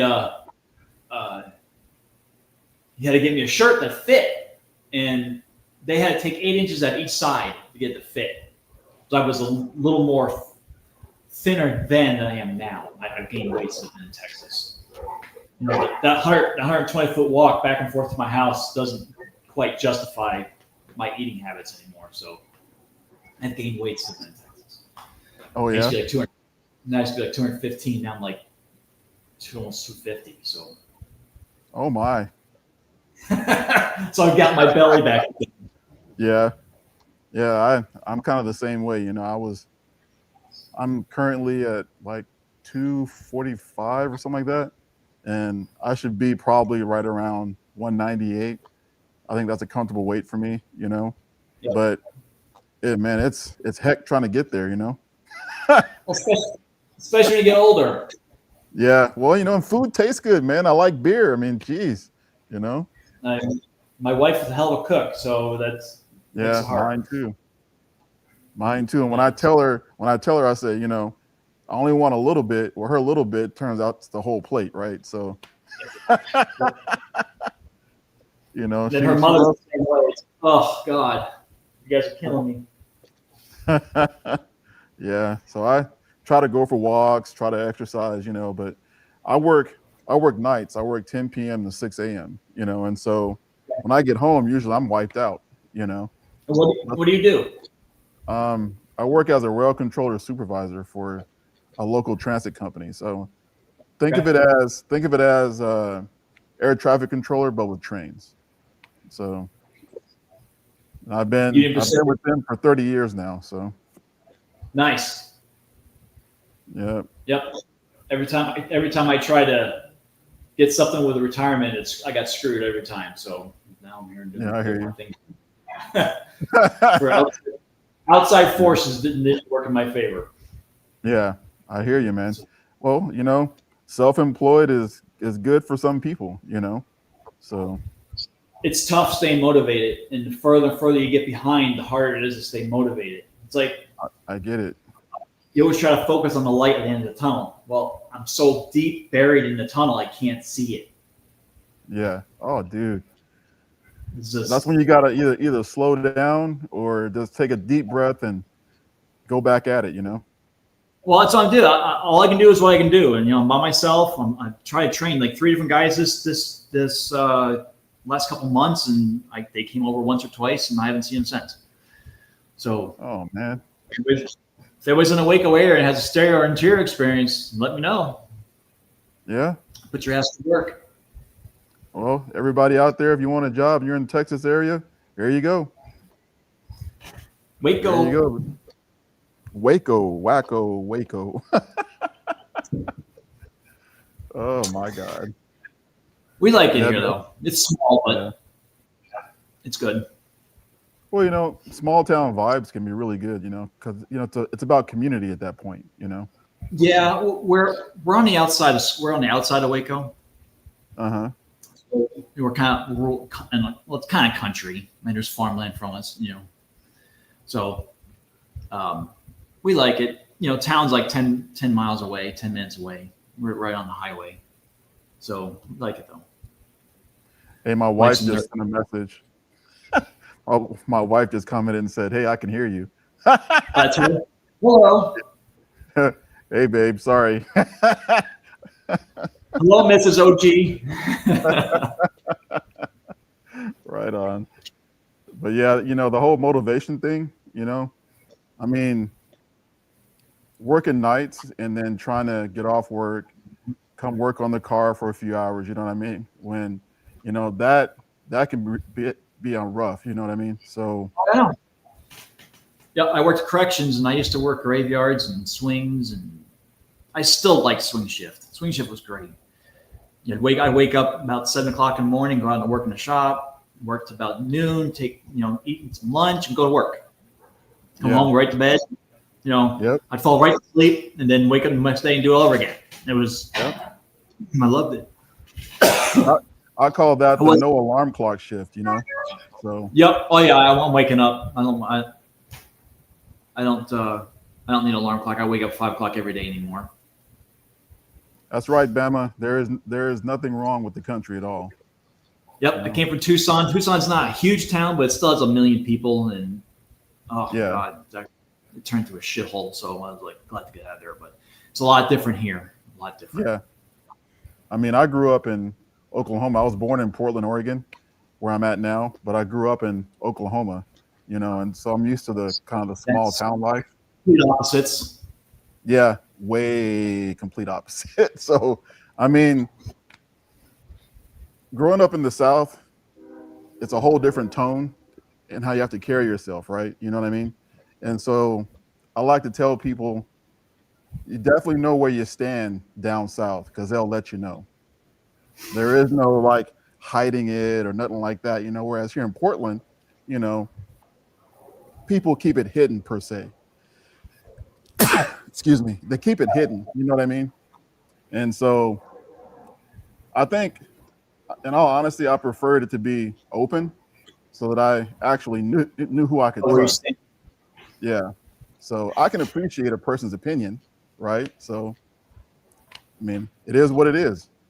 You know what they say about opinions? Yeah, they're like a-holes. Everybody's got them. That's right.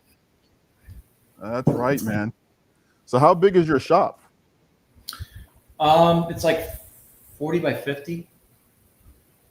It's not huge, but right now I have 4 cars in here too. Okay. Watch it there for a second. All right. So how did KDezines link up with LMR? There it is right there. Yep. So, I think it was right during or right, I can't remember if it was right before, right during, or right after COVID. I get a call from Neil Jimenez at LMR. Still never met the guy. He goes, "Oh, we're interested in selling your delete kits." All right, cool. So how's that going to work? So we'll send you an order for 10 or so. You put them on a pallet, take it down to UPS, and send the pallet out. Okay. So been doing that since 2020-ish. Okay. And now that, when we moved to Texas, we weren't sure where we were going to go. But I figured if I move someplace close to Waco, I can just drop the kits off to them.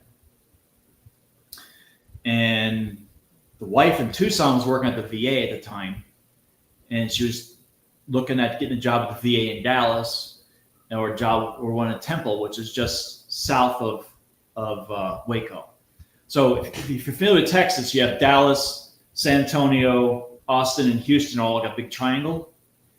Figure Waco's right back dab in the middle of that triangle. Oh, okay. So I'm an hour and a half to Dallas, hour and a half to Austin, 2.5 to San Antonio, 3 hours to Houston. So we didn't know where we're going to move. And so if I'm someplace close to Waco, I can, every so often just drive the kits down there instead of ship them out. Okay. And the wife got a job interview for a local hospital here, and they were better pay and everything else. So I guess we're moving to Waco. So now LMR is only 10 minutes from me, 15 minutes. And so now I just get the orders down there, take them down there, and they sell them. Right on. So I'm very behind with them. So I'm going to try getting going on them this week, get some kits for them. But so how do you prioritize, between them and your other customers? I just kind of do I usually have my own list. And I'll say, okay, I'm going to stop here. Like I'll do all the trunk kits. Okay, so these trunk kits done, I'm going to go back to LMR, and then I'll do some LMR, and I'll go back to my own. It's just they have most of my customers are very patient. Yeah. And I appreciate that. Please deal with me. I got your orders. I'm getting to them. Some people are not as patient as others, so sometimes I'll move them up. Okay, let me get this trunk kit done for this guy instead of giving it to this guy, get to this guy, which I don't like doing, but at the same time, I'm trying to get, some people are asking me about it, some people aren't. And it's probably not right, but I just, there's no rhyme or reason. I just try to get it done as soon as I can. And, and you're just one guy. So, yeah, I like to try to do things as like, if we're going to hatchback kits, I can try to do all the hatchback kits. Right. I'll prep 15 hatchback kits, and then I'll start doing them. Or I'll get LMR so caught up, and then I'll go back to my own stuff. Because if I were to work straight on LMR, it'd take me probably a month to just do LMR right now. Because there's behind that far on LMR. Oh my goodness. Yeah, so I can't dedicate a whole month to LMR and not dedicate some time to myself. So I stopped taking new orders on my website, which I hate to do it, but I have to try to get caught up on LMR. Yeah. So I'm going to do a couple of mine, and then work on LMR, do a couple of mine, work on LMR, and try to get that. They'll have an order for 25 black hatchback kits. That's a lot. That's a lot. If I were to spend, that's going to take me several weeks to do 25 kits. Even on a good day, 4 kits. It uses a lot of hand strength to do a kit with the carpet. So even in my best, I did 6 in a day, and wow. I'm done. I'm spent. I mean, that's like a 12-hour day by the time it's said and done, 10-hour day, and right. I get done. I sit on the couch and go, I'm done. I'm just sore, just spent, and it's not hard if you learn the technique. It's like I say, a trained chimpanzee can do my job. I can't find a trained chimpanzee. So, I'm going to reach out to Elon here. Hey, Elon, is Optimus going to work for me? Can I hire Optimus? Can I buy Optimus and have him cover my kits? Can it be trained to do it? Right. Because, if I can find someone to do the production stuff, then I got stereo kits up the wazoo as well. It's like, what am I, I can't find anybody, so it's just difficult. I don't know how to get through it without stopping taking new orders. I mean, even I did it in March. I did the same thing. I still didn't get caught up. they turned it back on again. You know, it's like, well, it makes sense, you know. Yeah, it's hard, just difficult. Yeah. And then well, something has at a certain point. Something has to give, you know. Yes. So. It's like I work 7 days a week. You know, I don't take a day off. Right. You know, if I'm not working, imagine that you make most of your money from your custom work, right? So. Yes and no, because the custom work, yeah, it's a bigger chunk, but there's a lot of time in it. There's just a lot of time. Yeah. You know, I spent all week on this car here. You know, it got dropped off last Sunday, and I've been working on it the whole time. Yeah, exactly. Yeah, I agree. You know, I mean, I think since COVID, I think everybody's the majority of people now, they just don't want to work. You know, Yep. And I think it's a sad situation that we're all in. You know, the whole work ethic is just gone, is just tanked. It's gone. Yep. And unfortunately, I can't afford to pay. It's like I'll pay per product. So if you get, you know, once you get trained and you can know how to product, then I'm going to pay you some good money to get this shit done. But until you get trained, you know, you're going to get not that great of money. But once you get trained, you know, then you're worth something to me. You know, Right. It's like, right. You know, so I don't know. It's just you know, you work in an AC shop, you got TV, you got Wi-Fi, you got Bluetooth speakers all around. It's not like it's a rough environment. You can come in anytime you want. Yeah, exactly.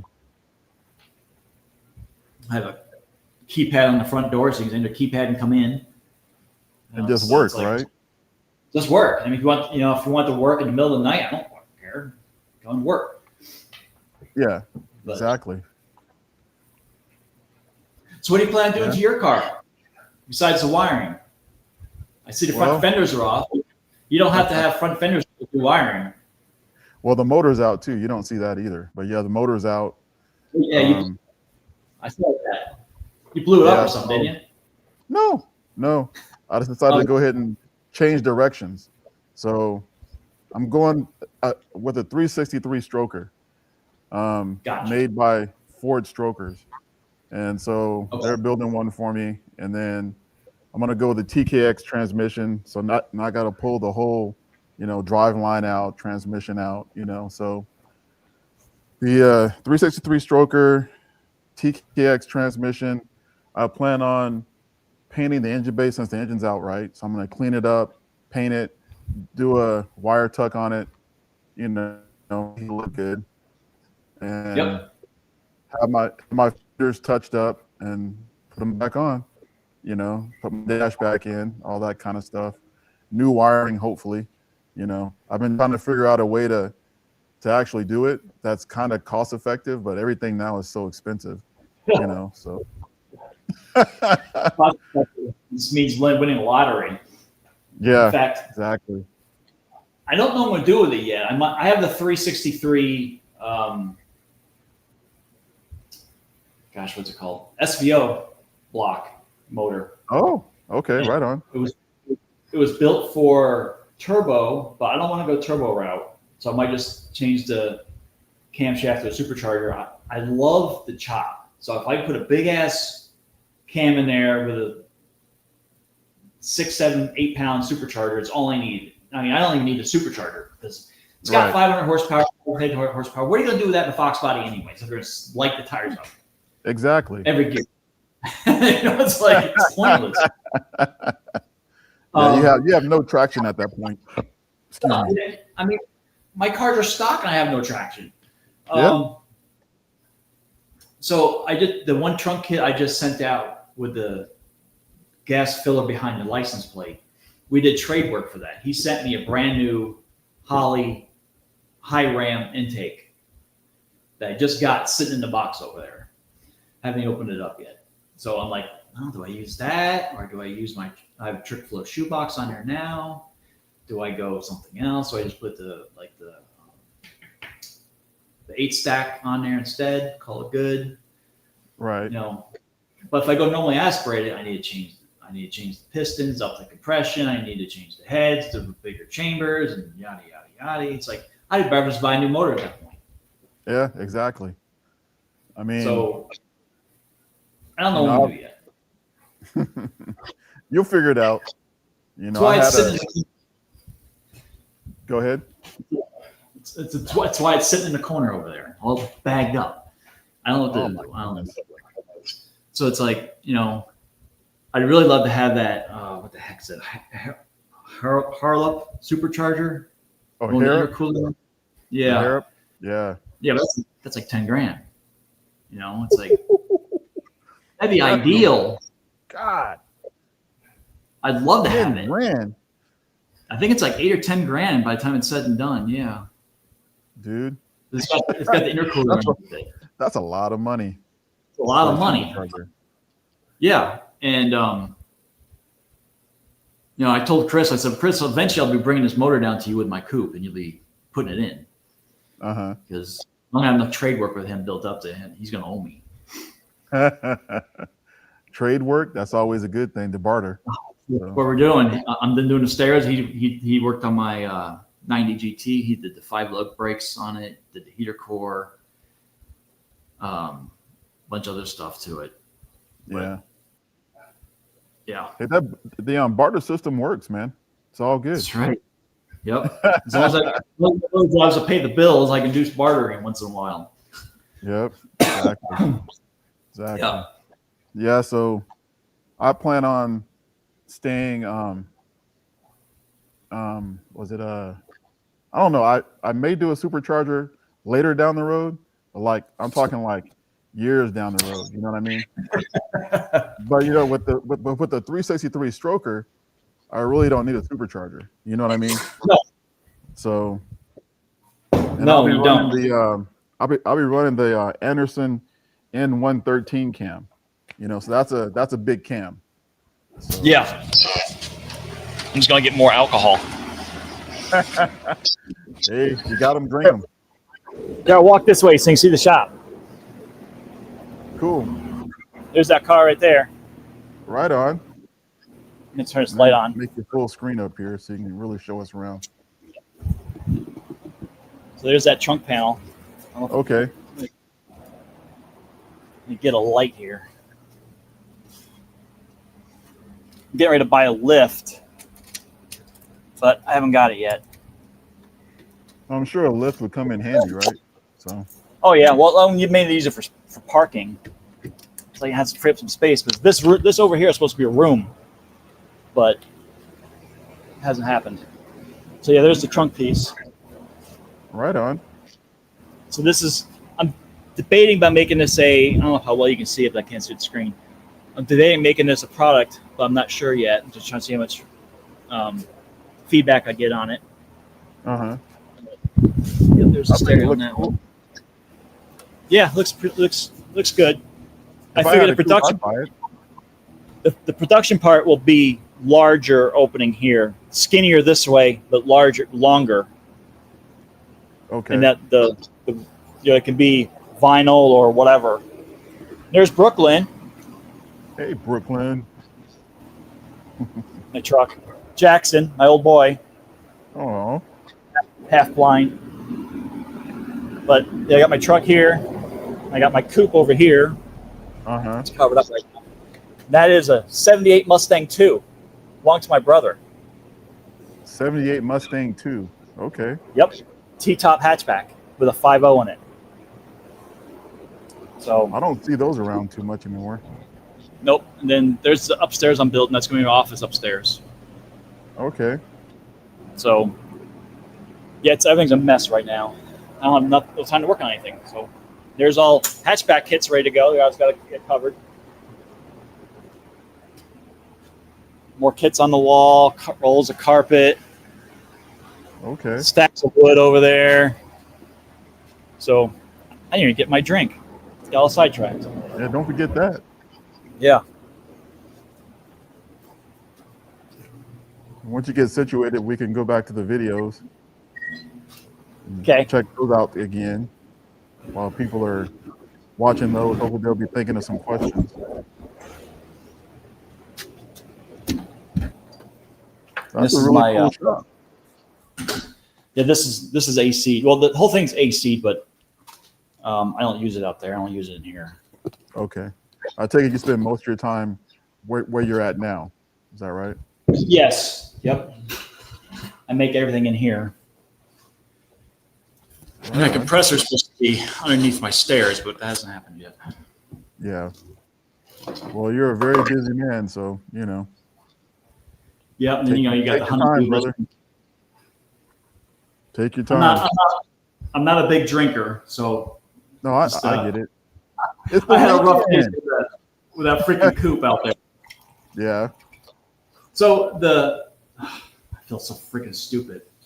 The light controller is Bluetooth through their phone. So I'm using it. I go out there once in a while, turn it on, click, click. Oh, cool, it's working, right? I put the whole the trunk lid panel on there. Lights are working, cool. I go to use the phone controller, nothing. It's not connected to it. What the hell?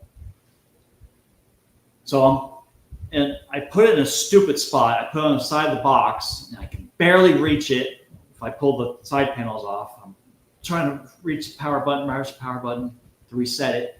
It's not reset. It's not connected. I'm like, I tear the whole thing apart to move. So I had to take the floor out, all the panels, the box, moved it all out. So the basic trunk is bare again. I'm like, back to day one. So then I removed it, and then it dawned on me, is my Bluetooth on my phone on? Oh, no. Somehow, the Bluetooth on my phone got turned off. I'm like, what do you mean? I spent the last 3 hours working on this fucking thing for this? So yeah, that's why I'm drinking tonight. I get it. I was pissed. Oh, dude, I can only imagine. That's a lot of basically wasted time, right? So yeah. Yep. It's like, man, what the hell? Yeah, and thankfully I had another trunk lid I bought before I moved to Tucson. It's going through Facebook Marketplace. Trunk lid, $40, $50. I can't remember what it was. $60. All right. I didn't need one, but I wanted to have one so I can make a trunk panel eventually. Right.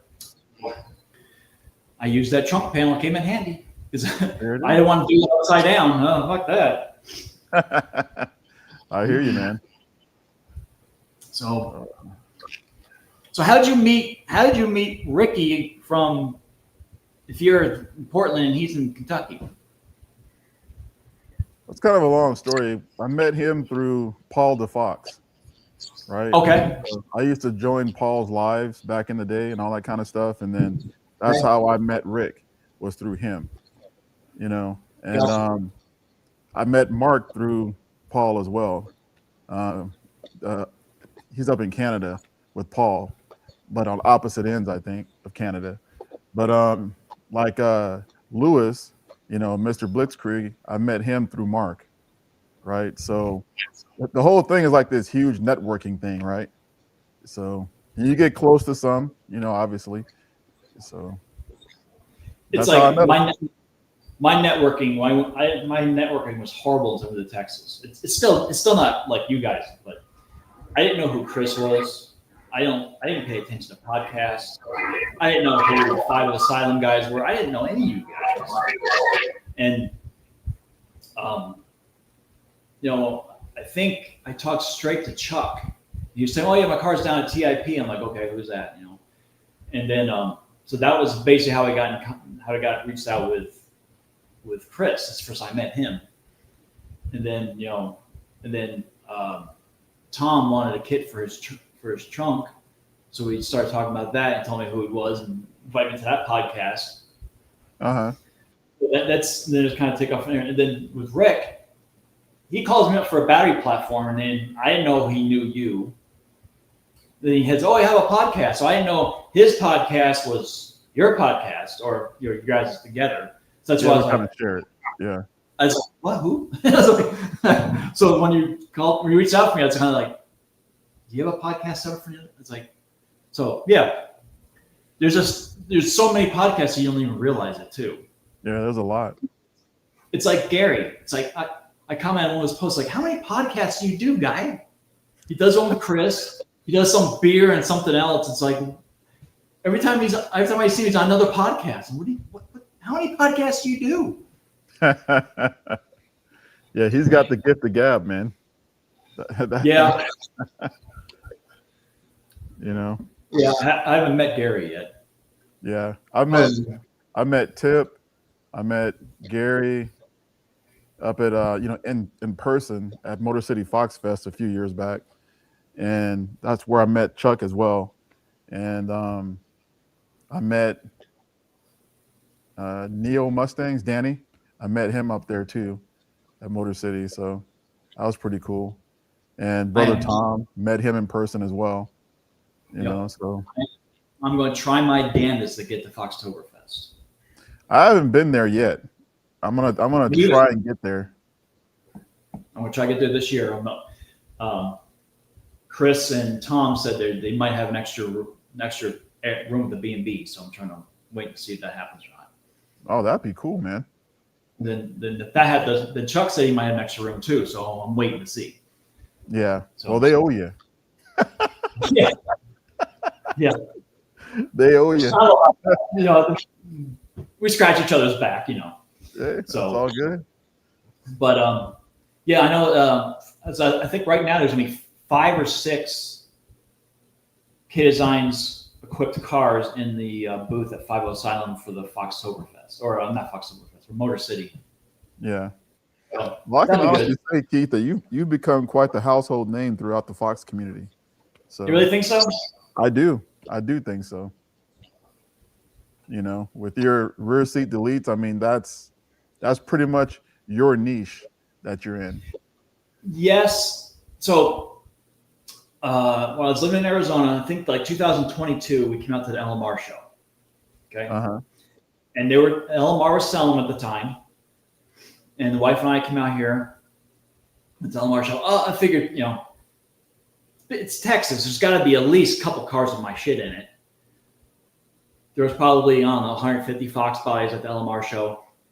And the only car that had my shit in it was a car that I built for my ex-wife that Jeff bought in Dallas.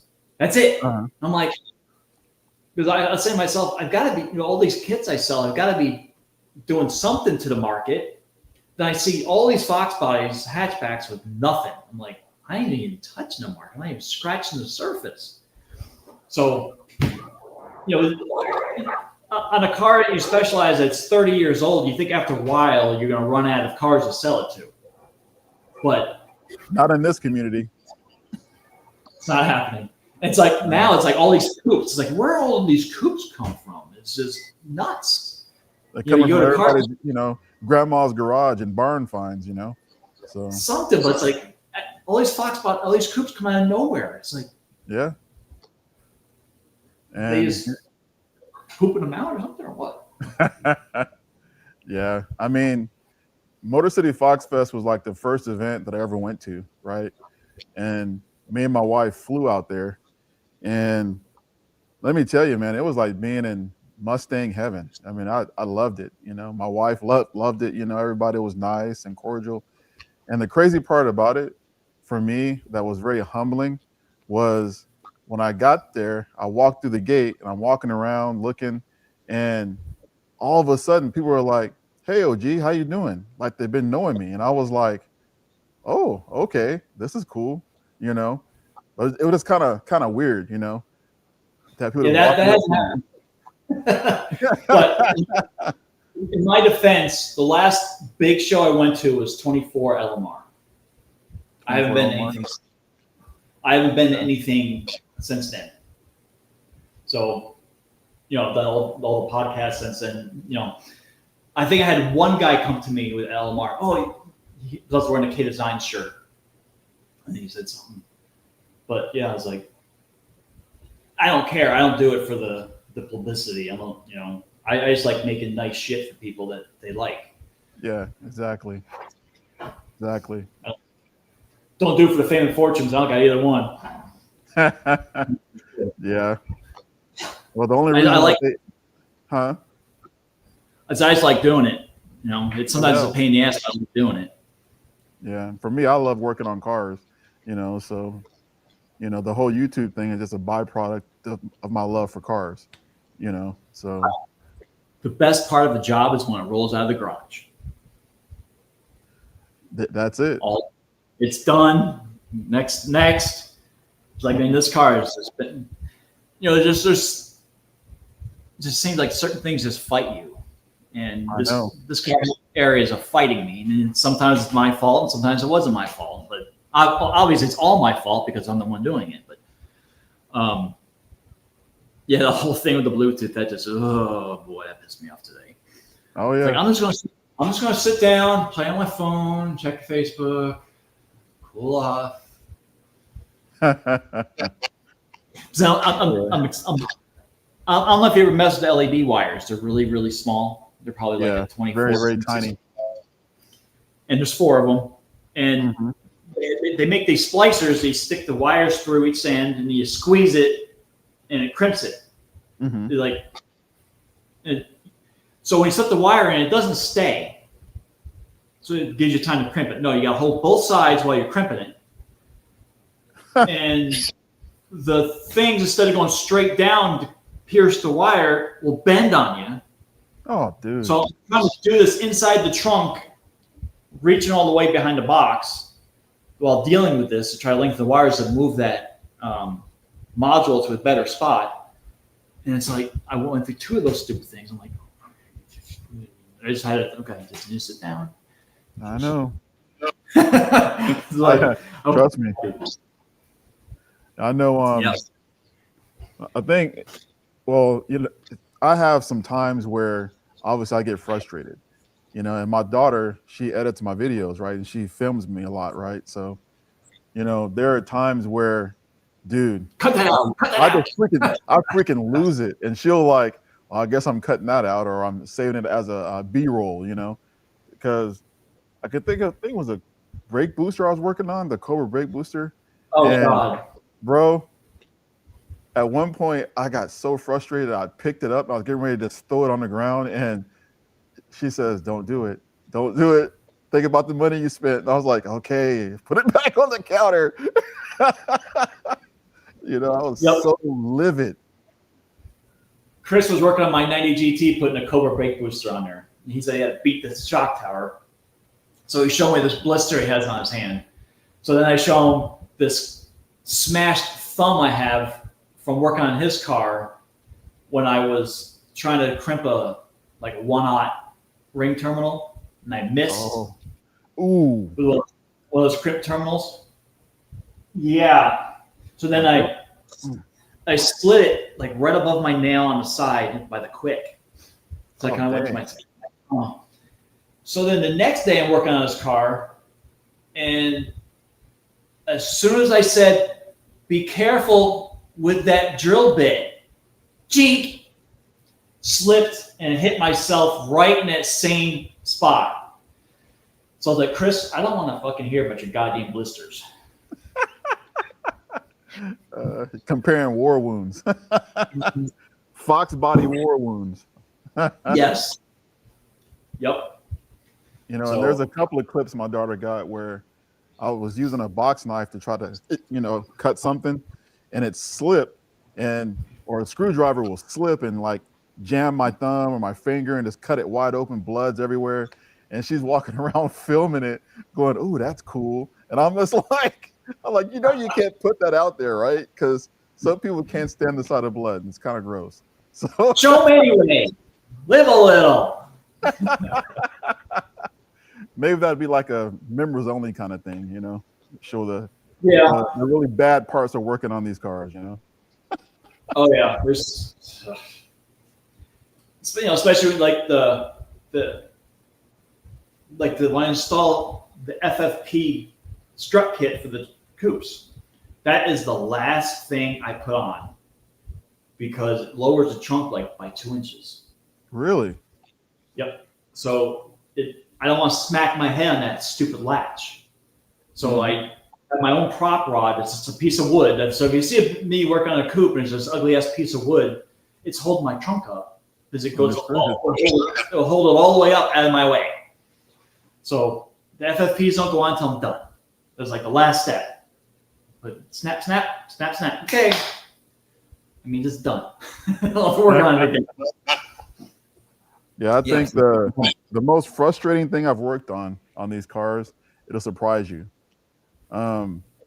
So I've hit a lot of brick walls, right? As far as I can't get past this, can't get past that. Frustration, hours later, finally you figure it out, right? So one night, on my current dash, and I got a new one, the two screws that hold the bezel down, they're in the back by the windshield. Historically, those things are always broken. So my Fox is a low mile Fox, but I made a mistake of having somebody put in these pillar gauges before I bought the car. And so they wound up breaking it back there and didn't tell me. So I bought LMR's repair kit. So you have to line all that stuff up correctly, right? So it's like 8 o'clock at night, right? Last 2 screws in my interior I'm trying to put in. This is no joke, Keith. I'm sitting there, I'm trying to put these little screws in. I'm going like this, and I'm going, God, if my hands were only smaller, right? And so I'm working and working it. It's not lined up right. Take it out. So you get your daughter out there. Yep. So I took the thing out, had to re-drill a hole, put it back in. I'm trying to screw them in, nothing. So I kid you not, 8 o'clock at night, now it's like 2 in the morning. Trying to get 2 screws in. Oh man, I was losing it. I was cussing. I was throwing things. I was like, this is unbelievable. You've been through your interior. You know what I'm talking about on this next one. My arch nemesis is that stupid trim panel that goes by the hatch between the 2 plastic panels. Yep. They're on the top, right? Yes, there's 3 screws in there. And even if you change those fucking clips, it doesn't stay. So you're trying to hold that thing while you're putting a screw in it. And it's like, this is fucking, I hate that panel. Every time I do that panel, I'm like, no. Yeah. It's like, call my neighbor, hold this thing. Like, put some screws in it. And then the screws are, ½ inch long. Yeah. Because they're too long, they'll poke through the roof. So that's crazy. That panel is I hate that panel every time I do it. It's like a simple little panel. It's like, this shouldn't be this hard. Yeah. When I finally got it in, and then when I was taking the dash out, I told my daughter, I was like, and here we go again. Taking them out. So, but I got a new dash, so everything should, go in correctly, hopefully. Thankfully, I had another dash when Chris did mine, because he said when he took it out, it fell apart in like 3 different pieces. Seriously? And Oh, yeah, man. he said it was so cracked that it couldn't go back in. So I'm like, that's right. It's a good thing I gave you another dash, because I had my dash upholstered in vinyl. But if you look at it, you can't even really notice it. So Right. If you really look, you see it. But I haven't had the time to finish. I'm going to do the glove box myself and the kick plate, not the kick plate, the shin guard, the one underneath the steering column. I got to cover that in vinyl. Oh, the knee bolster, I guess they call it. Yeah. It's like I want to get rid of the glove box latch and put a magnetic latch on it. That's cool. So I want to get rid of that. Put it up. I don't want to give all of my secrets, but I want to put S550 mirrors on my Fox. I want to make Oh, really? I want to put an adapter to go to the mirror. Dude, that's cool. Wire it all up, but I got time. I don't have time to do it. So all these things rattle around in my head all the time, and I can't get it out. So start writing them down on paper, man. I have them. It's just I don't have time to do them. Yeah. Well, look who joined us. Yeah, somebody. Sublime. That's Sublime. It's Matt. What's up? What's up, brother? How you doing, man? I'm good. Keith, nice to meet you, man. Yep. Same here. How you doing, Matt? They're good.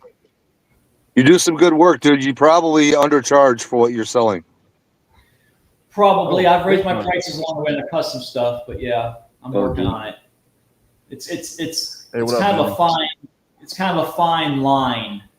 That car looks familiar. it's kind of a fine line to where it's going to be too expensive. No one's going to buy this shit anymore. But Yeah. people are willing to spend some money on these Fox bodies. I've realized. Yeah, that they are, and I'm one of them. So yeah. Talked to a guy the other day. He's dumping $100,000 into his Fox body. I'm like, that's easy to do now. Dude, somebody sent me, I think it was Mark or somebody, Grand. a Fox body that a guy did total custom with a GT350 motor and a complete GT350 S550 interior. Everything on the inside. I've It seen was that one. so nice, dude. There's a couple of those rolling around. That's like $100,000 build right there, bro. That's dude. Yeah. Well, did you see that car they had at SEMA? It was there was a Fox body that some company was building, hoped to sell, and it was going to be like a $240,000 Fox body. And it wasn't all that. I think that's the same one where Tip got his frame, right? It's the same company that built that at SEMA. Well, the Roadster shop built his frame, but this was some other customized shop that was built this car, and they were trying to sell them. Huh. And Chris and Gary talked about it on other episodes, and was like, he thinks it probably 140, 160 into it by the time it's all the new parts and put together. It had a Coyote, or I think it had a Predator in it or some such shit. But it had some nice stuff. It wasn't all that, but right. Yeah. Didn't American Muscle bring a GT350 to SEMA with a S197 front end on it? Don't know. I think they did. I have been to SEMA since COVID. I've never been. I'd love to be there. That's probably one of the coolest things to go to. I used to go every 2 years. Stopped going. It just got too expensive. I mean, the hotels. How Vegas works is if you go there any time of the year, the hotels on the weekends always charge more. Then the Monday through Friday is less. Well, when SEMA comes, their weekend price is actually cheaper than their week price. Hell, I can't even afford to watch SEMA. Yeah. So who we got over here on the left with the Coupe? That's just some. Well, I'll be nice. This is James' train. It's a redneck. What? That's your friend. My friend. Too.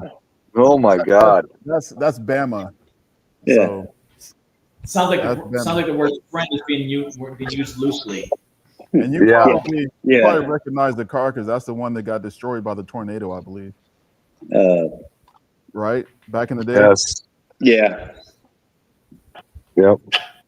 Speaking of being destroyed, did that one car that got stolen from Foxtoberfest ever get found? I don't know. I never heard anything else about it, so I don't know. Yeah. I don't know. I hope it was, but it was all over. It was all over everything. All of a sudden, nothing.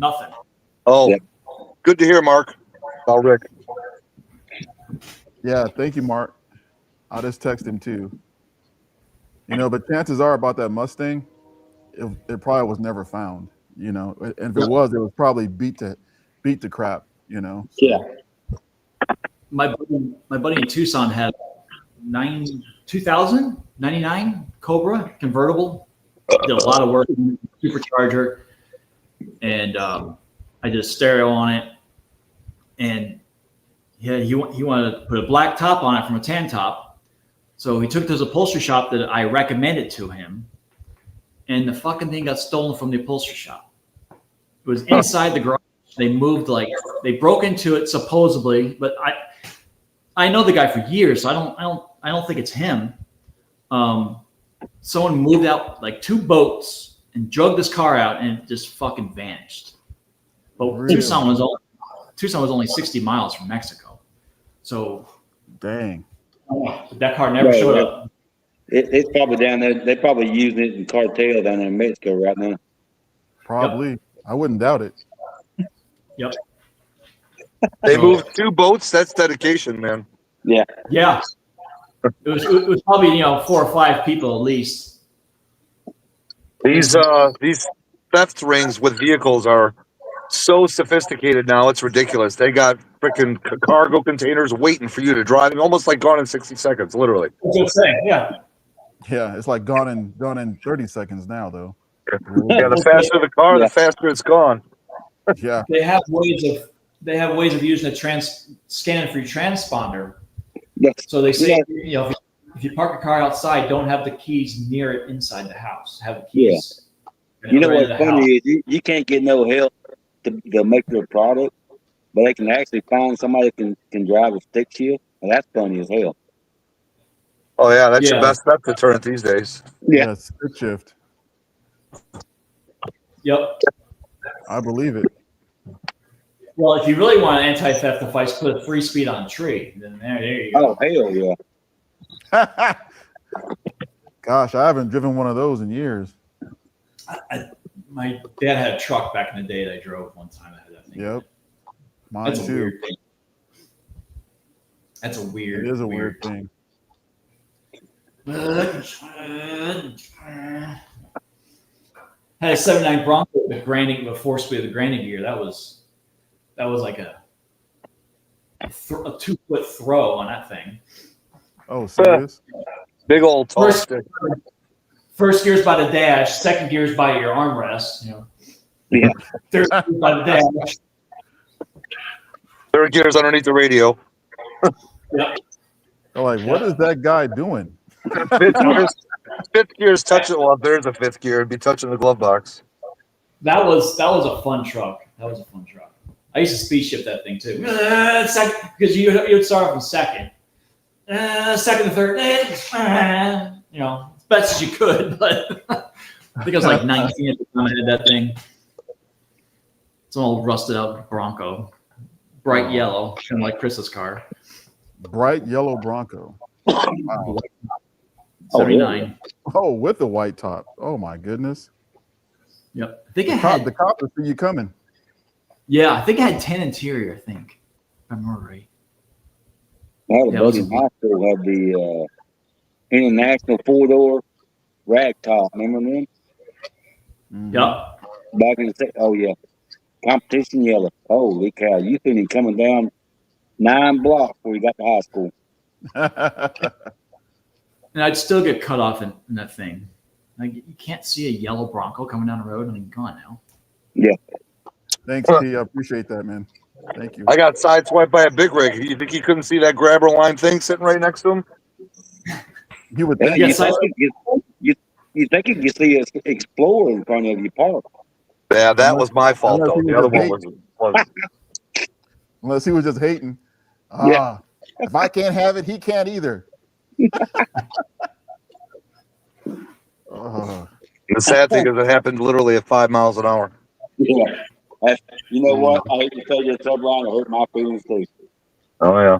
Ooh, that slow crush. Oh, dude, I was so mad when I got out of that car. That trucker didn't even get out of his truck. So you were that mad, huh? Oh, dude, I was going ballistic on the side of the road.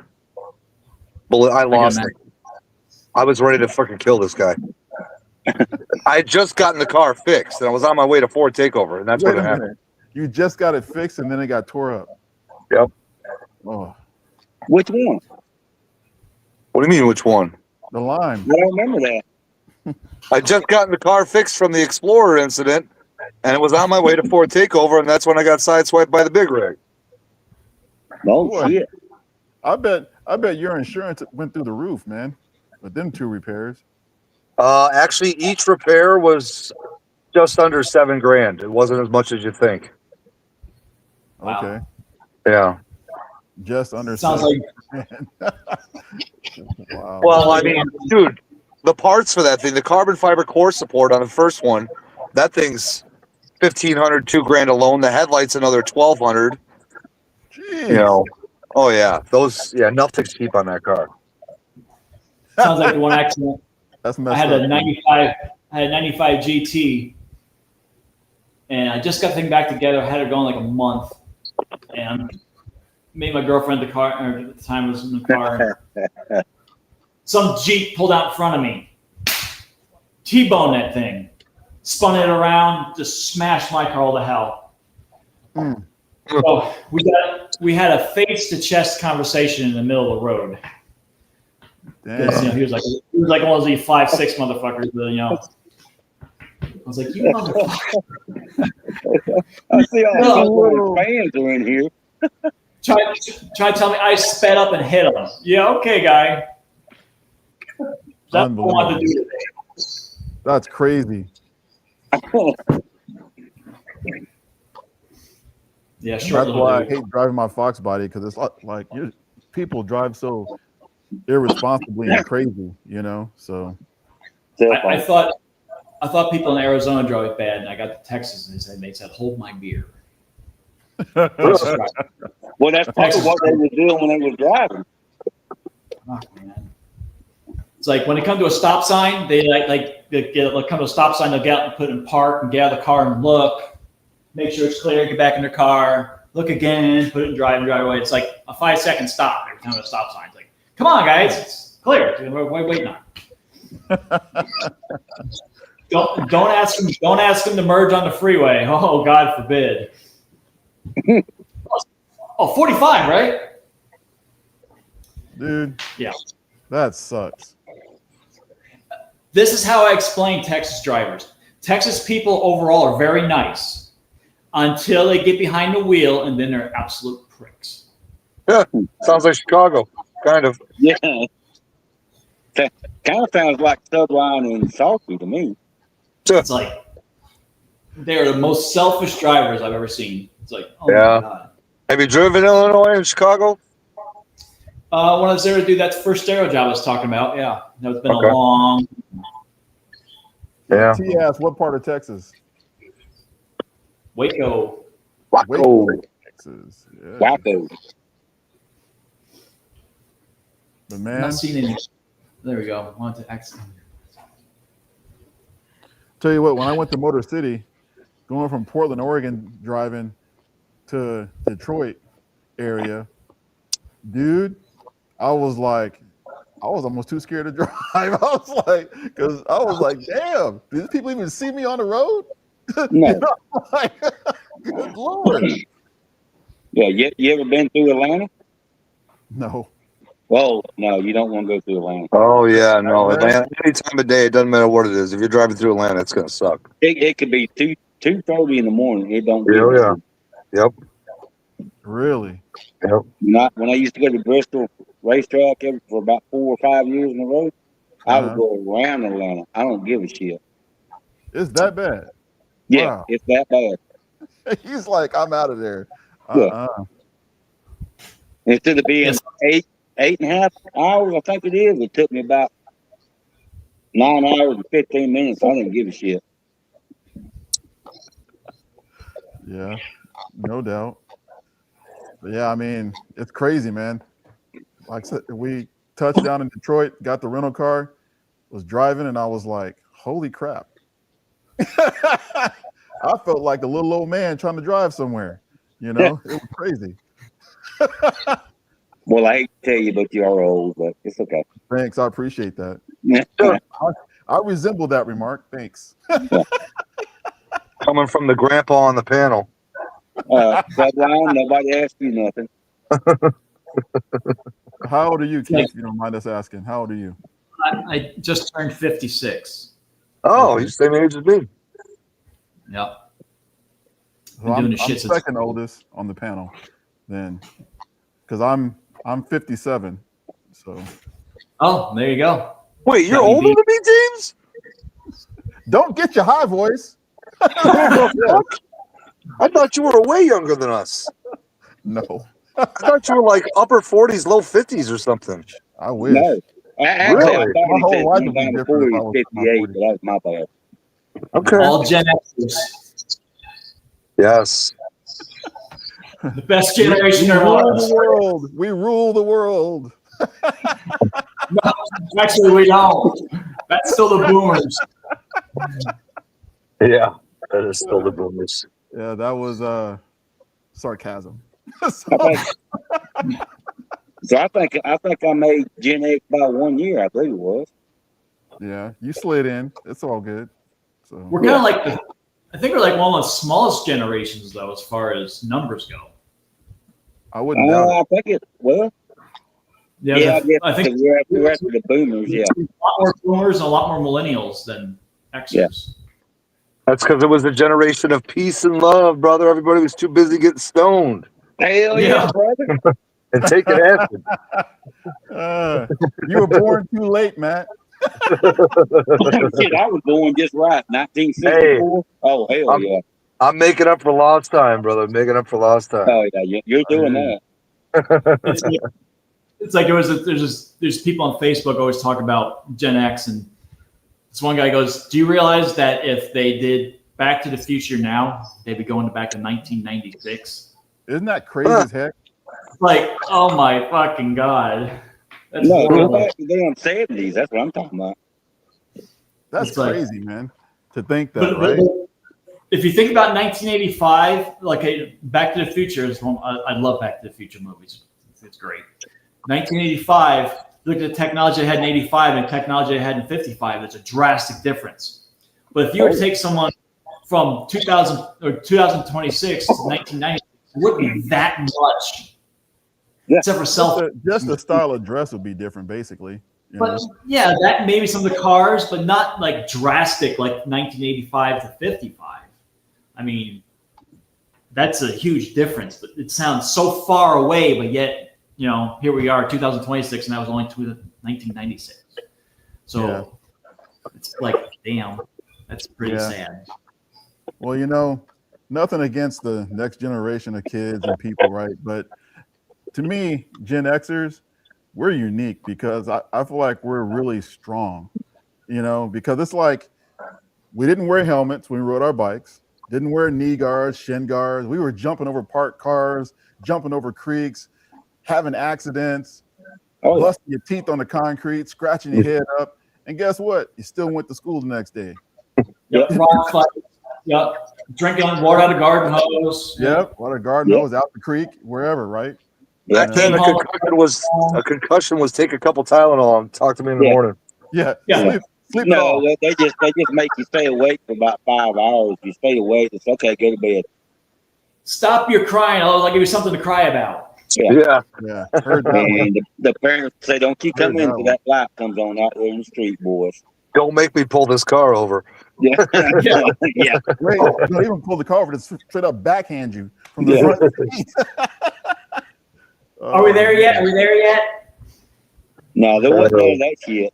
Yeah, no seat belts either, by the way. Nope. I remember specific shit from my childhood that I shouldn't remember. I was probably like 3 or 4 years old. My parents had a 70 or 71 Gran Torino GT. And I used to sleep on the rear window ledge. Oh, yeah. Or I used to lay up there when we're driving down the road. Yep.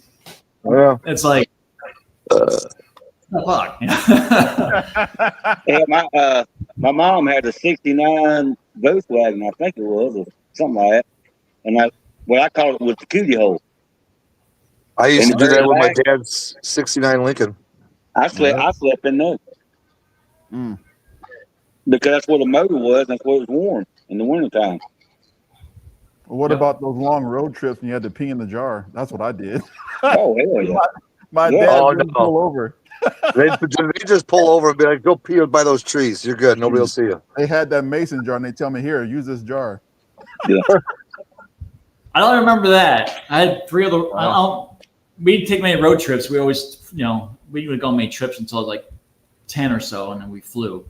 I was like I had 3 older brothers, and my closest brother was 9 years older than me. So I was the honey, guess what kid. My parents were like 40 when they had me. So I was like, it was like 2 separate families. It was almost like a divorced family remarried and had another kid, but the same parents. Yeah. So yeah, I know. I was the oops too, because the doctor had told my mom that she couldn't get pregnant, and so when she got pregnant with me, my dad was 55 years old, and he was 21 years older than my mom, right? So, but he lived to be 103, so he had that longevity. But I can see why he lived to be 101 then. Yeah, 103, he made it. I mean, 103. I'm sorry. No, it's all Yeah, good. my mom's not going 94 this year. Oh, really? Wow. That's awesome. Yeah. Yep. T asks, who remembers the belt and getting paddled at school? Oh, yeah. We got the wooden paddle. I got the belt. Yeah, I remember our principal in Oklahoma had a thick wooden paddle, probably about like an inch thick with holes drilled in it and a handle. He would hang on his wall. Yep. And if you misbehave, you get called to the principal's office. He'd tell you, bend over and grab your ankles. Yep. And wear your butt out. Yep. And you know why they had the holes in it, right? Suck that meat out. No. So he could swing it faster. Yep. No air resistance. That's the one thing I don't understand about. I look back at elementary school was the drills they used to send us through. Get underneath the desks or go out in the hallway and put your hands behind your head and put your elbows against the wall for nuclear blasts. It's like, what the hell is that going to do? Yeah, remember those drills? Oh yeah. Yeah, I remember those drills. Yeah. It's like, what is that going to do for nuclear bomb going off?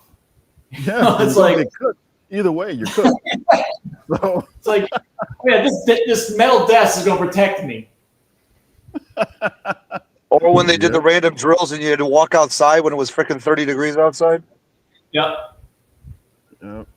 It's like, okay, this is a drill. Let us back in, please. We're freezing our ass off out here. Yeah, and then 30 minutes later, you walk back in the building. Yeah. Boy. I tell my kids that there is no way in the world that they could have survived how I was raised. There's just no way. They're not built like that. And I'm sure it was the same way for boomers too. Oh, I'm sure. Probably worse, actually. Yeah. Probably worse. You know? But the boomers just did exactly the same shit their parents did. And then when we got old enough to be parents, that's when everything changed. Yeah.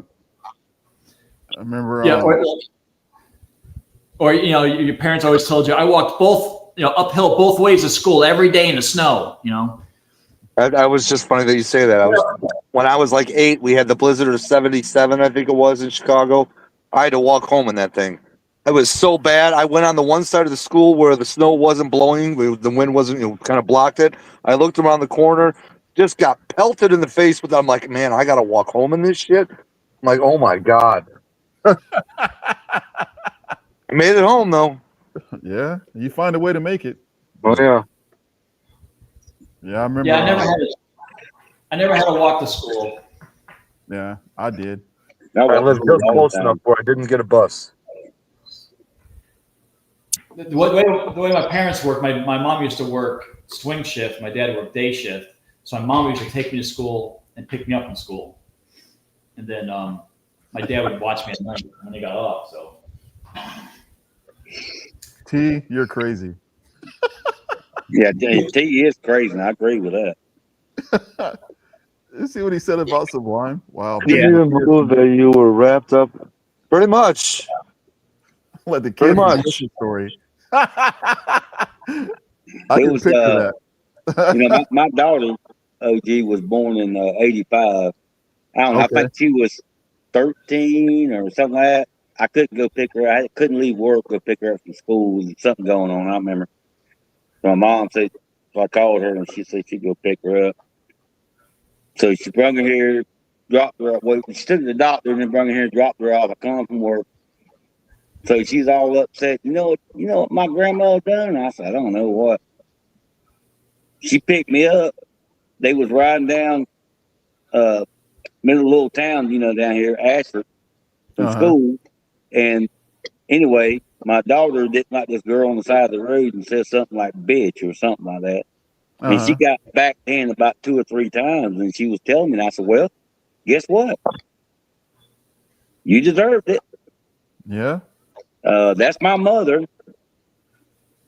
What do you think she did to me? Yeah. Thank you.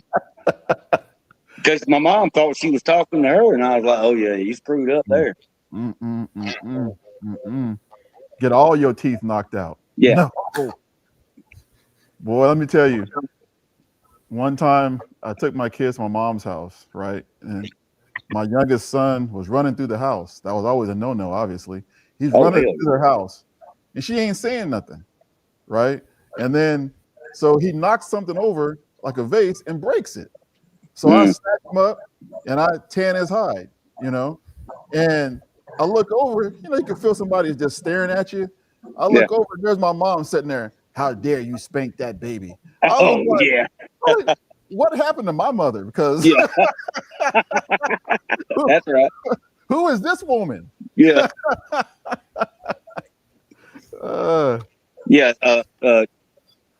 You always know you're old or was born at that time when your mom could throw a shoe about 40 feet and knock your ass out. Oh, yeah. Dead aim. Yeah, just right in the back of the head. Yep. Had that happen to me a couple times. Yep. The last whooping I got, I was 15. Okay, hold on a second. So, OG, I have a question for you. Me and Beva both said, uh-oh. Yeah. What's up? We were to put you on a lie detector test and you said that you really liked mustard on watermelon, are you passing that test? I would. Really? Yeah, I'll pass it. It's really good. Honestly, I liked it. I didn't lie in the video. I didn't lie. Man, I can't do it. I was actually shocked. Yeah, I tried it and I was like, yeah, no.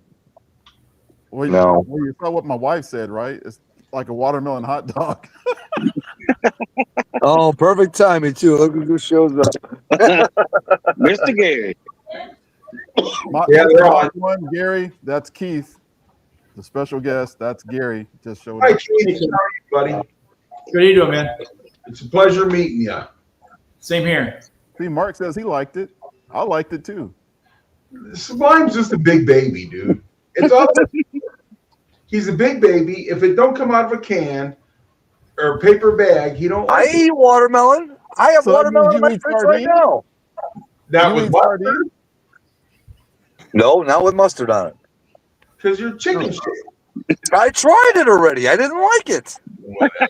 Sorry, I'm not Mikey in the Life commercial. No, listen. you're chicken shit. Hey, Keith. What? I mean, and just he's just sitting there smiling. Mustard on watermelon. I don't know where to begin with that one.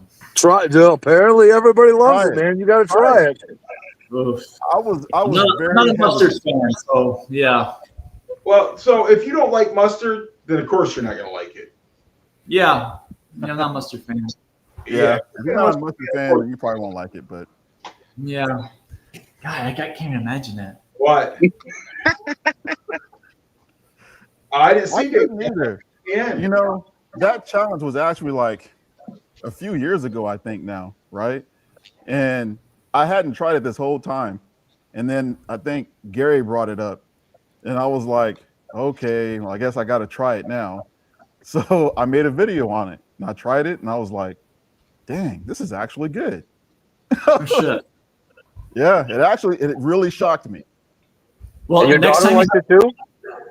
Yeah. Next time she liked it, but her opinion was it tastes like a watermelon hot dog. So, okay. Oh, yeah. Next time you go to movie theater, get some popcorn and some Junior Mints and put the two together. No, they're good. That's good. It's good. Or even Hershey Kisses. Is what it does. It sweetens the popcorn. You know what I'm saying? Yep. So it's really good. Okay. But the watermelon and mustard thing, a couple years back, my daughter says, "Have you ever tried mustard on watermelon?" I'm like, "Ick," you know. And she goes, "Dad, you really got to try it." So I tried it and I liked it. But like OG said in his video, don't put too much mustard on there because then it overpowers the watermelon. Yeah, it has to be the right balance, you know. Because on one of them, I put a lot, and I tasted it, and all I could taste was like the mustard, you know. But when I put just a couple of drops, it was great. Is this like Golden's mustard or like Honey Dijon mustard? No, not Dijon. Just regular mustard. French's mustard. Like Grey Poupon or anything, or No, got to do in your back? that had too much spice to it, right? No, that's only if you're French. All right, so there's my wife's comment right here. That's her comment. That's my wife. She says, it was cool to try, but I won't do it again. That statement could go so many places. Yeah, exactly. But she didn't spit it out, so it wasn't that bad. You know what I'm saying? Exactly. No, Actually, she didn't spit it out. So. Sublime's X liked it. Popcorn, that regular M&Ms, that's probably good too. Dude, I can eat M&Ms with anything. Yeah. Hey guys, I'll be back in 1 sec. I mean, I'll still be on the panel, but I'll be back in a sec. All right, sounds good, bro. Toolbox. But I love popcorn, you know, so it's all good. And I love chocolate. So the best microwave popcorn is the Orville Redenbacher. You get the buttered one, and then you add more butter and salt, and it's better than movie popcorn. So I don't eat popcorn because I got diverticulitis, and my doctor told me if I was going to stay away from anything, stay away from popcorn. Yeah. My mom had that, and it must be very painful. So trust me, I wore a bag for 3 months. Oh my God, bro. Hey, D, you didn't interrupt the story, dude. I was just trying to answer a question that Ken asked me. That what? Oh. I was talking to Ken last night. It was on Matt's live stream, Sublime's live stream. And Ken had asked me a question, which I can't remember what it was. And I had told him I was answering this question and T popped in. I like that Jiffy Pop on the stove. Yeah, me too. I love I haven't seen one of those in forever. I could eat popcorn all day long, but I'm not supposed to. No, don't do it. Yeah, I agree with you, Gary. I'll eat the what's that? Cheetos puff popcorn. I can eat that. That just melts in your mouth. Huh? That's just Cheetos popcorn just melts in your mouth. Yeah. I can't eat it with the kernels. No. Oh my goodness. Well, I appreciate that, T. Thank you. Yeah, my brother's got a 70 Boss 302 and he's thinking about selling it. Okay. Cool. Keith,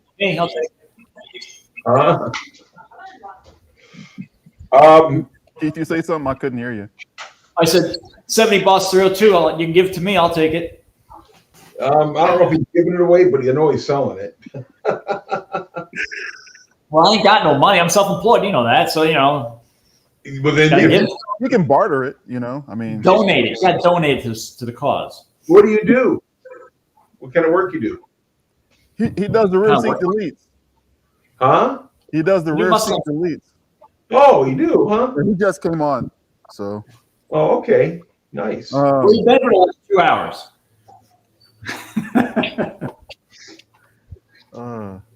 You missed the show and tell hour.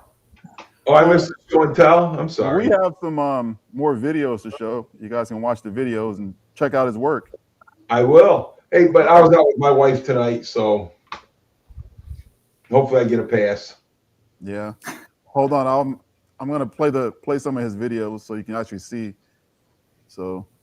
Okay, cool. So my rear seat delete was actually done by Keith, and there's some other people like the War Admiral, stuff like that. He's done work for them as well. So okay.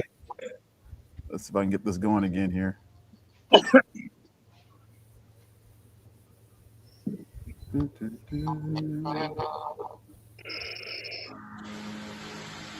All right, guys, this is Keith with KDezines again.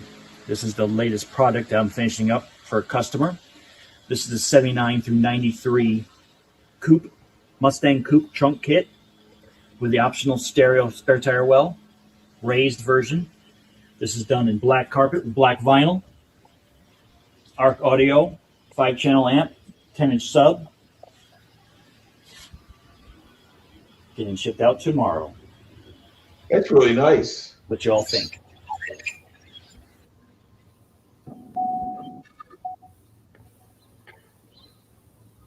All right, I'm back. How's everyone All right, doing Matt. today? This is Keith of KDezines. Just giving you a fresh new look at a new item we just come up with. This is a Optima battery hold down for 79 through 93 Ford Mustang Coupe. Goes on the driver's side. 1/8-inch steel with a built aluminum battery clamp. This piece will slide in here. Shit, please.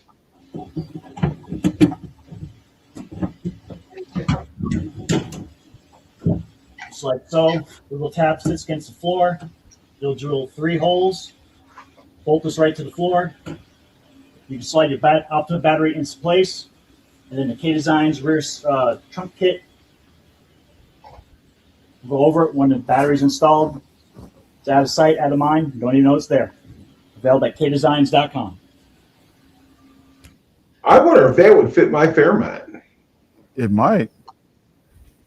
Probably I would. know. I don't want to see it. I know Keith can hook you up with something for sure. Yeah. Hey everyone, it's Keith of KDezines. Happy April 17th, Mustang Day. I'm just here today to give you a weekly update of what's going on at KDezines.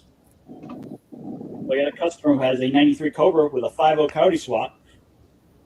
And we're building him a rear seat delete kit with a stereo. We're going to come back here and show you what's going on. It's going to be a 110 Pioneer with a 5-channel amp. Plexiglass with a gray background behind it. And a translucent 5.0 Cobra logo since it's going into a Cobra. We also have a special treat for you. Let me dim the lights and set the mood.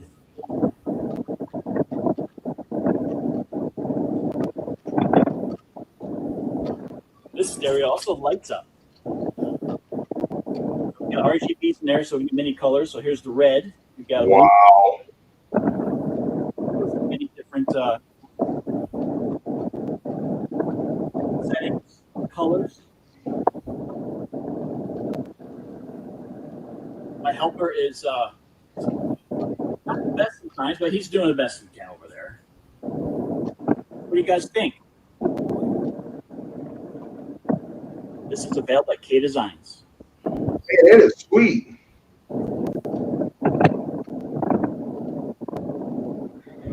Keith here with KDezines at the LMR car show. And what was here, but one of the KDezines' first build, 1986 GT Mustang,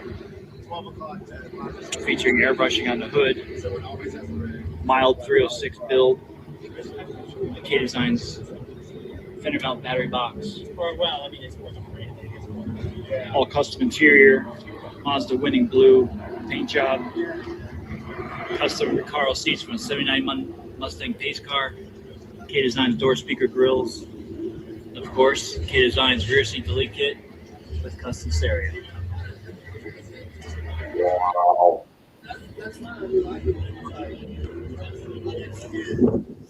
Dude, that's awesome, man. I'm telling you, man. That was a good car. That's I like great door work. panels.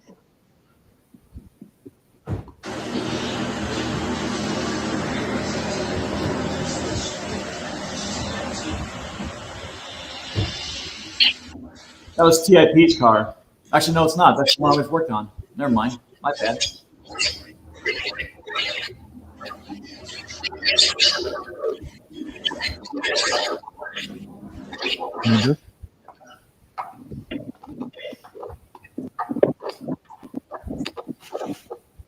That was one of the videos I sent to the owner as I was building it. Okay. It's over there. All right, guys, it's Keith of KDezines again. I know I posted a teaser video yesterday, but here's the finished product. So this is an 87 through 93. Rear seat delete in opal gray for 93. But this one has a little something special. JL 12-inch woofer, 2 amplifiers. All done to match the opal gray interior of the 93. Yeah. I'm not even sure what kind of amps these are. But this is definitely a JL amp, or a sub rather. This panel lifts off, so you can access to everything. There's the amps there. That amp is much larger than this base amp, so I actually made 2 little filler pieces. So that way when this cover board is installed, it looks almost the same size. Nice Dude, snug that's fit cool. on the final insert.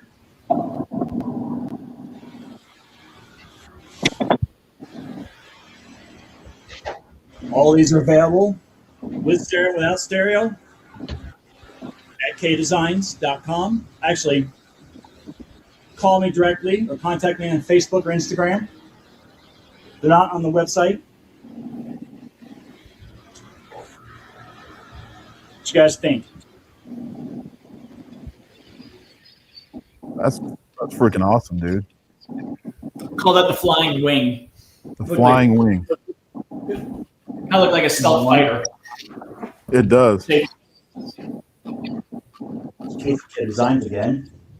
Just finishing up a 79 through 93 Mustang Coupe trunk kit that the customer has a couple special things that he needed to accommodate. He has a license plate. There's my crop stick. That's still behind it. Yeah, I noticed that. So we had to make this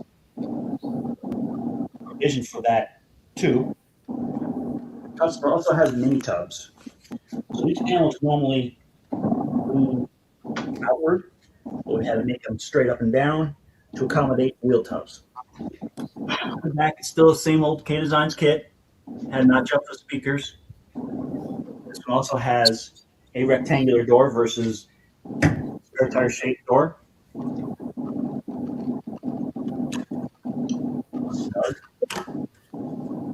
The door has the relief for the filler neck as well. Still have access to storage. All these kits are available at KDezines.com. And if you have any concerns for custom stuff, stereo or filler neck and a license plate, you can give me a call.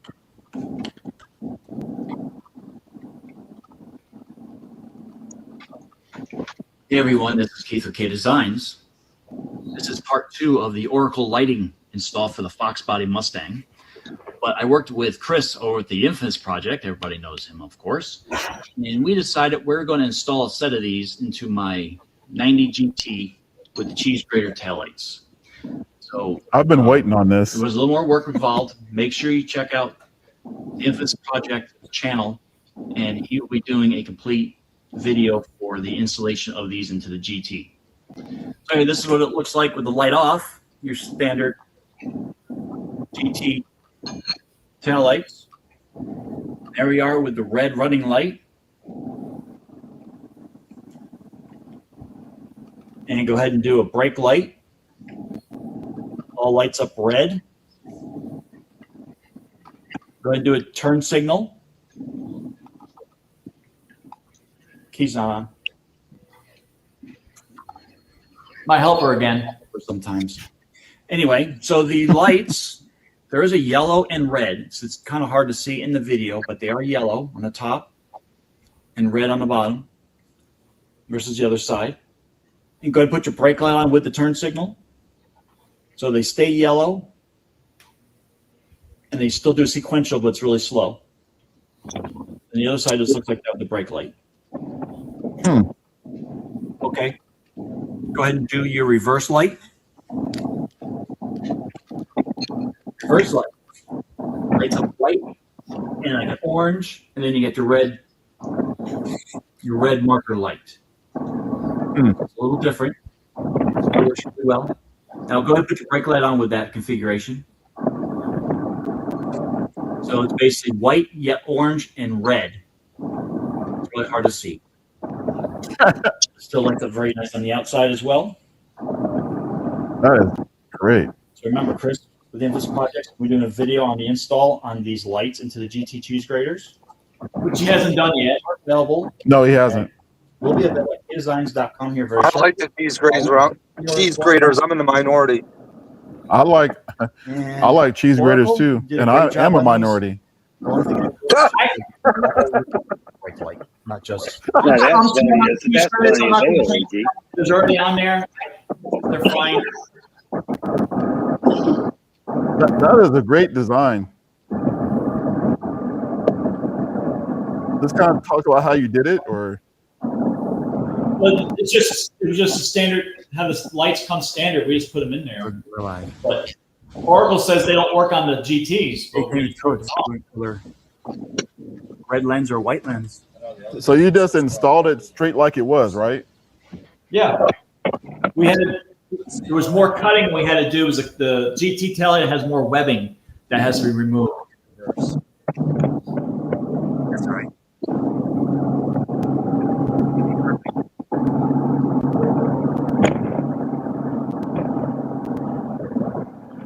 I had asked Oracle about that, and they said that as of right now, they don't have any plans to make them for the GT. Hello, LED still makes yellow for the red lens. They work, but it's just, a little different coloring. Right.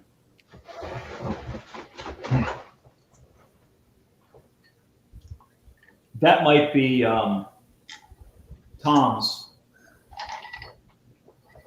Well, I sent it out. Okay. There's a wall there. That's I where we're put at. that One. back. Yep. Awesome. Actually, I think that was Tom's car. Actually, It was. I thought it said War Admiral on there.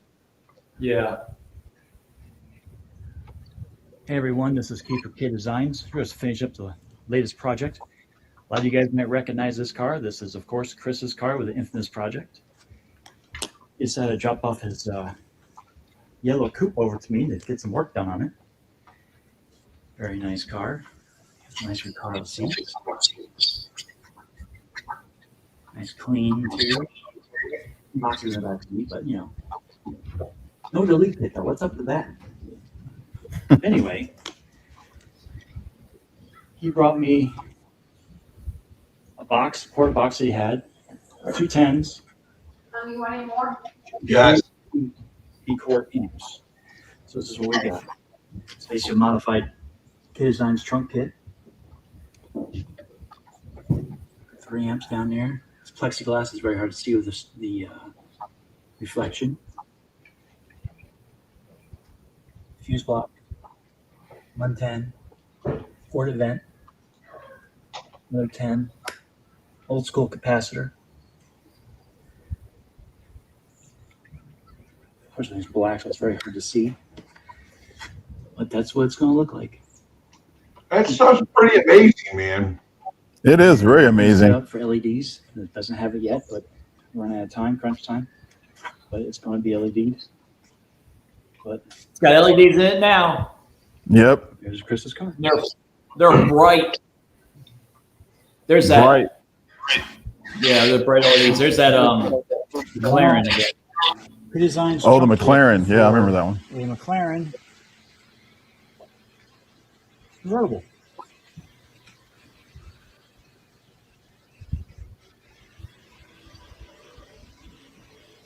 Maybe that's a little better. Feel the light at the same time. Thanks. Do I hear ice cream being eaten by someone? Ice cream. Nope. Yeah, he's like not anymore. KDezines finishing up a custom trunk kit for a Foxbody Coupe. This floor is slightly raised in 2 sections to allow for a water intercooler that I don't have, but the customer does.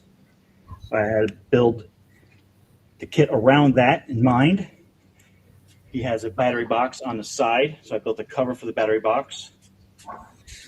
And then we also got the 5-channel Pioneer stuffed in here. and a 10-inch Alpine subwoofer. A lot of stuff going on in this trunk. Wow. Keith, you do amazing work, brother. Thank you, sir. Amazing work. I mean, wow. So I'm guessing that you could probably make anything for anybody. Yep. If you had the right measurements and stuff. Yep. That's great. So do you plan on getting back on YouTube at all? Like to post actual videos and grow your YouTube channel? Like I said, I'm on there. It's under KDezines. If you guys want to follow, but it's just someone's having watermelon. What was it? Yeah, I don't know. I mean,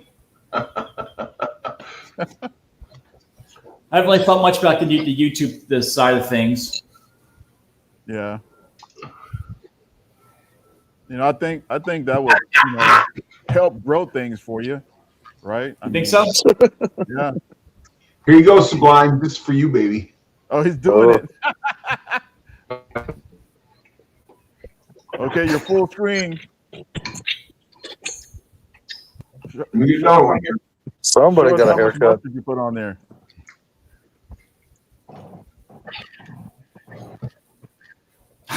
Okay. See that?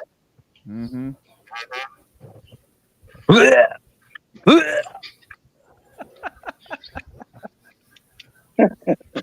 was just for you, Sublime. Just for you. Gee, thanks, buddy. Camaro's gone. So then, say what? Somebody stole it already? No, it's in the body shop, just getting some minor hood alignments, stuff like that. Oh. Yeah, so Sublime's got a classic Camaro. I see that split bumper. No, it's a full bumper. It's a 71 SS. Okay. I got a parts car across the street for you. You can just go over and help yourself to it.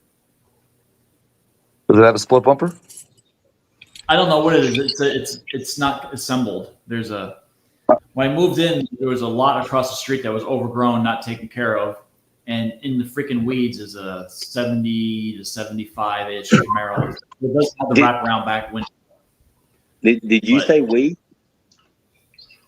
Weeds. Not weeds. But it's just sitting there. No one ever goes to that lot. It just sits there. It's almost like it's abandoned almost. Wow. But part of the country life, it's a grown up lot, overgrown lot. Yeah. That's part of the country life, man. Yep. No, T. You're funny as hell. T is funny. Yeah, I think he's delirious in the sun today when he's working. All right, I'm out of the truck. Let's see. So, Keith, I want to ask you a question. Now, OG was talking about you doing YouTube. If you want to put something together, dude, I'll run you on my channel as well. Yeah, I'll run you on mine. Yeah. I mean, what does that entail? What does that mean? That means that I'll shout you out, just do the stuff.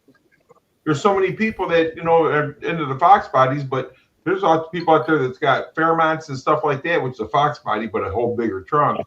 But I'm sure if you got the measurements and stuff, you could probably make about anything. Yep. So if you do it, put it together, I have no problem shouting you out and get you going. Okay.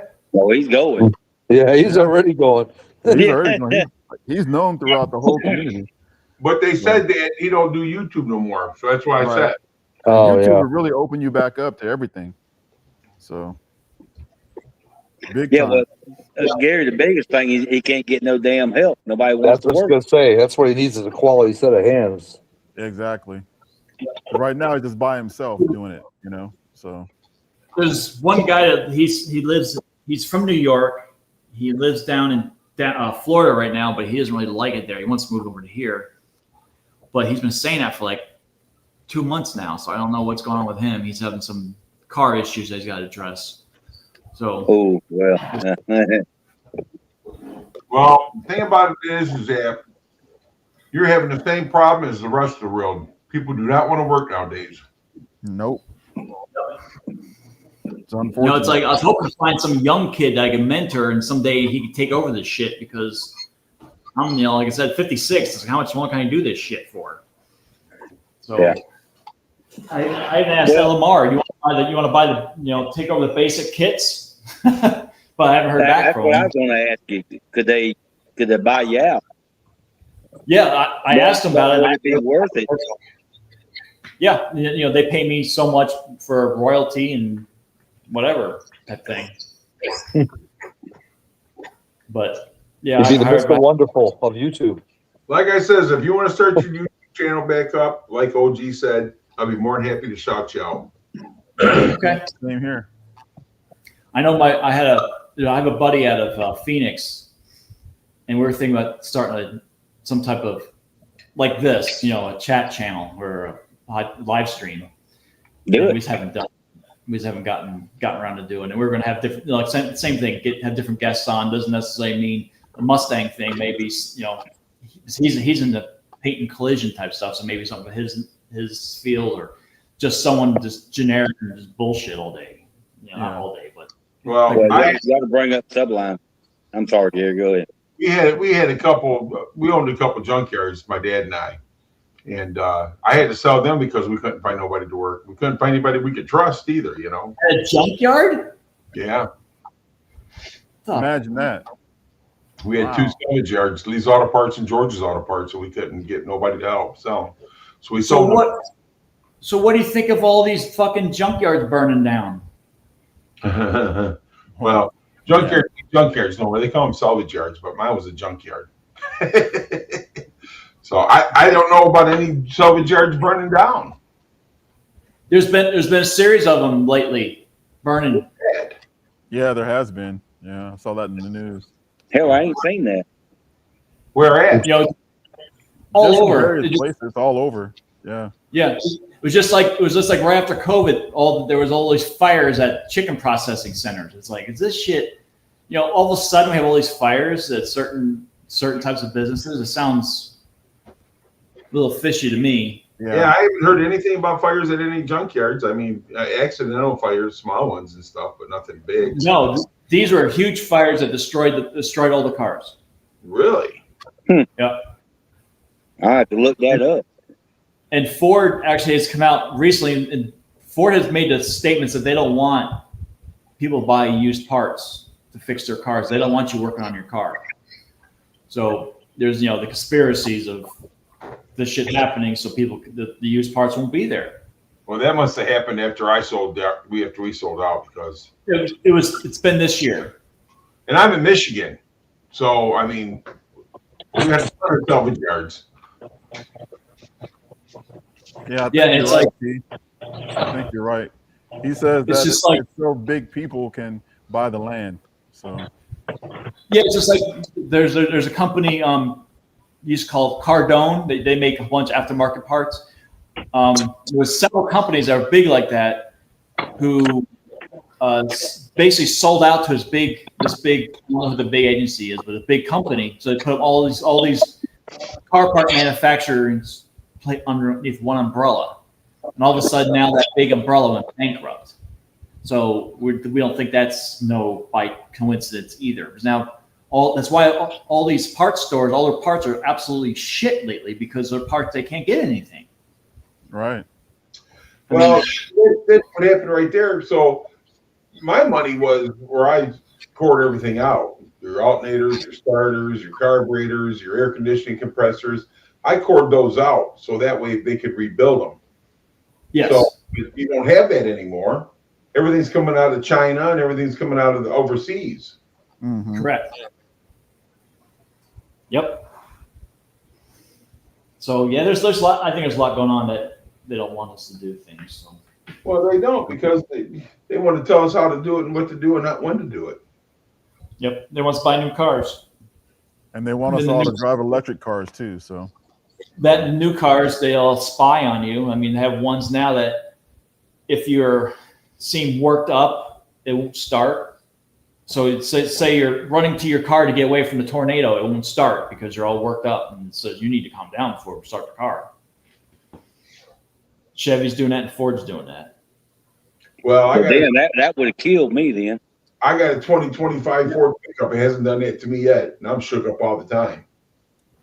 Yeah, well, I don't know what year is doing it, but it's supposed to be something they're working on. It's just like Ford has something supposedly too. If you don't pay your freaking loan payment, it drives back to the freaking bank.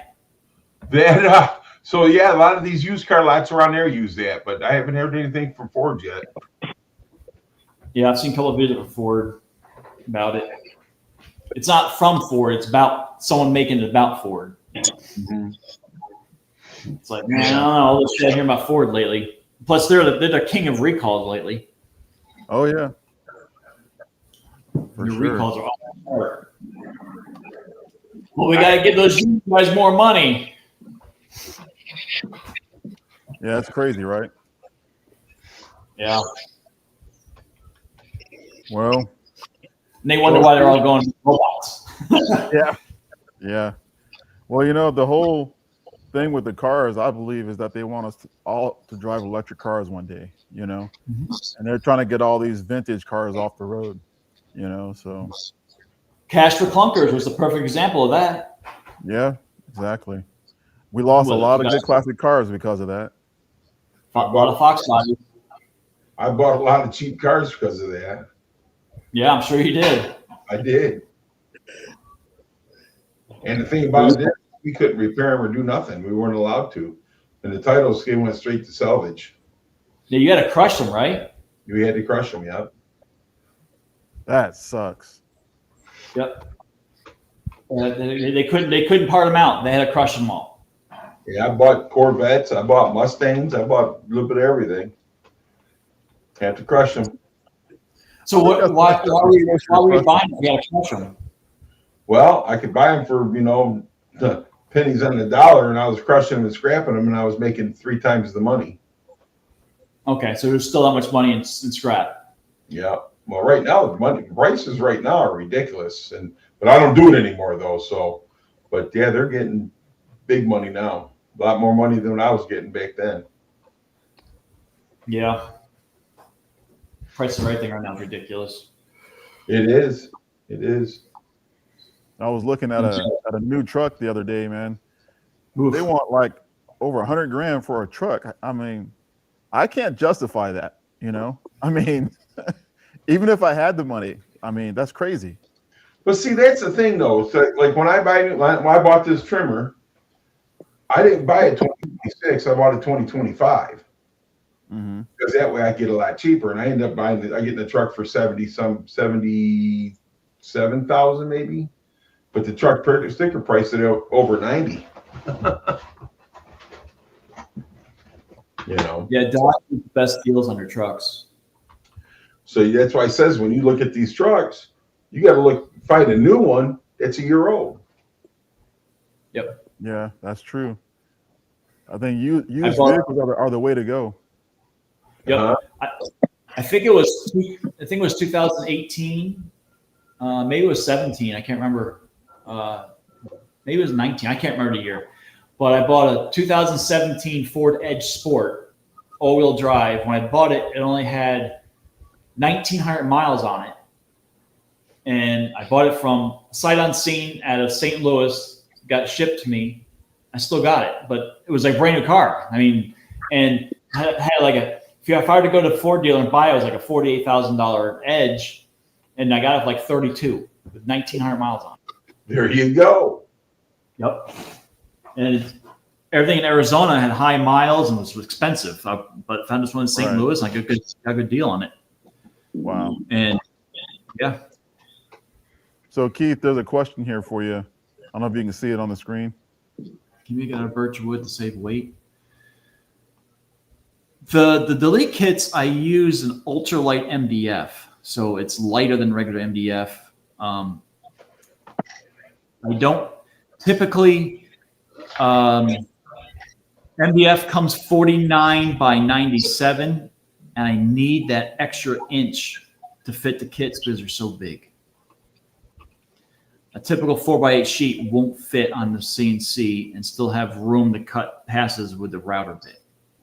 Okay, so that's to be able to fit your CNC machine.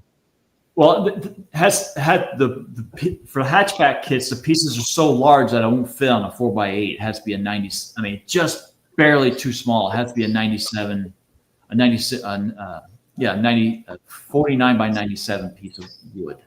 Okay.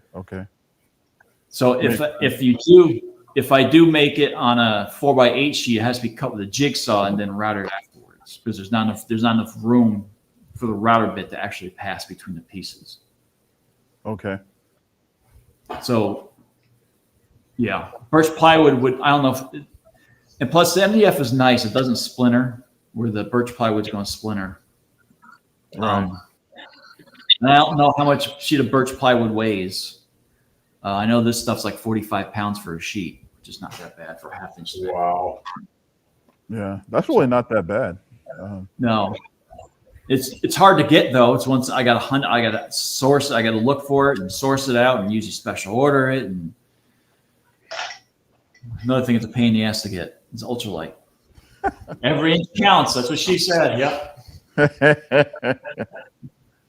Oh my goodness. Yeah, it is crazy how much trucks cost nowadays. So Keith, do you remember how back in the day when we were kids, when diesel prices were cheaper than regular gasoline? Yes. Isn't that crazy? They changed the diesel too, and the price went up. Yep. I mean, right? It's the same time I bought my diesel. Yep. When I bought my truck, right prior to that, diesel was less money. And so as I bought my truck, I'm like, what the hell is all this? Why is diesel higher now? They changed the diesel too. Yeah. It's like my truck. I have a F250 Power Stroke, an 03 with a 6.0 with 150,000 miles on it. So I'm planning on keeping it. Yeah. Well, I mean, I think electric cars would be the same way. As soon as the majority of people have them, the charging station costs are going to go through the roof. So, because then they can control the prices, So that's just my thought. So. Oh yeah, it's yeah. I'm surprised they're not making electric trains yet. I'm sure they're coming. I know they have those. I mean, they want everything else diesel. They want diesel ships and diesel airplanes, but they haven't said shit about trains. Yeah. I know they have those Tesla trucks now too, like those big semi trucks that are driverless now. So, which I can't imagine that, right? I haven't seen one yet, though. I haven't seen them either, except on TV. But yeah. Yeah. But I haven't seen one driving around. There's like his robot. I don't see drive. I haven't seen that yet either. But there's a lot of Teslas in Austin, a lot of Teslas in Dallas. There's some here, but not like Dallas and Austin, where they're all over the place there. It's like, geez. They're everywhere here. Everywhere. Yep. Really? Where you at? You guys have the? Go ahead. You're talking about the Tesla cars, right? Not the Tesla big rigs. Yeah, but where are you at? Chicago, in the suburbs of Chicago. Yeah. That one customer, he was in the outskirts of Chicago. Where was it? Something Park. Villa Park? Was it? Villa Park? No, I can't. Schiller Park? I can't remember. It doesn't sound right. But Park Ridge Park? I don't know. But yeah, he was a Chicago someplace. But yeah, we don't have a lot of electric cars here in Waco, but there's some. Okay. But Austin and Dallas is like they're all over the place. Yeah, I'm starting to see those Waymo cars around here now. So. Yeah, Austin's got a shit ton of them. You can, the Teslas are made in Austin. You can go down to their thing and buy them straight from the factory. Oh, serious? Wow. Yep. I guess my wife's uncle bought one. I guess he got a pretty good deal on it. He bought it straight from Tesla, Tesla himself.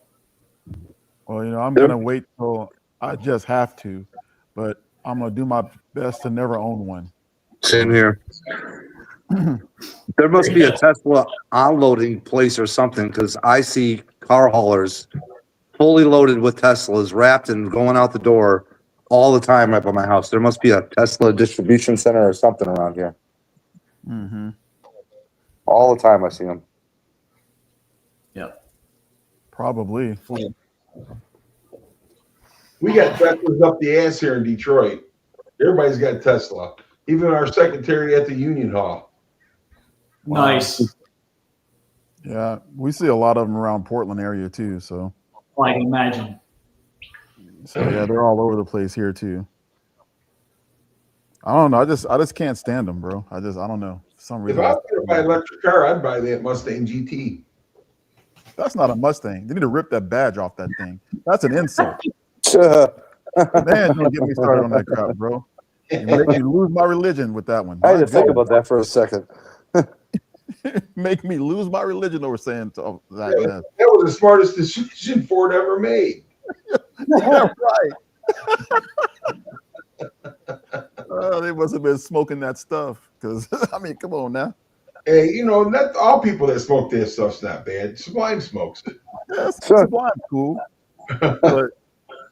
But you know, Like the funny part about it is that my wife is not really a car person. But when she saw that, she was like, "That is not no Mustang," and I was like, "Exactly." No, it's not a Mustang, but they had to use the Mustang name to push the car. Oh yeah, that's what they did. They could have called it a Falcon or a freaking, anything else but that. No, they wanted to make their sale, so that's the revamped Escort, something like that. Right? There you go. Fairmont. I mean, come on. No. Yeah, Gary loved that. No. We couldn't do that. Listen, man, they can call it anything they want. They're making money. Yeah, that they are. And they own the Mustang name. Well, how about the freaking Lightning? They destroyed the Lightning. Yeah. They're making it electric. Well, maybe that's probably what they said. We already destroyed the Lightning. Why stop there? Yeah. Yeah. Well, I got to tell you, they're getting ready to stop making the Lightning pickup. Yeah. It's getting ready to get a big change. I heard. Ooh. A big change like what? Are we looking at code?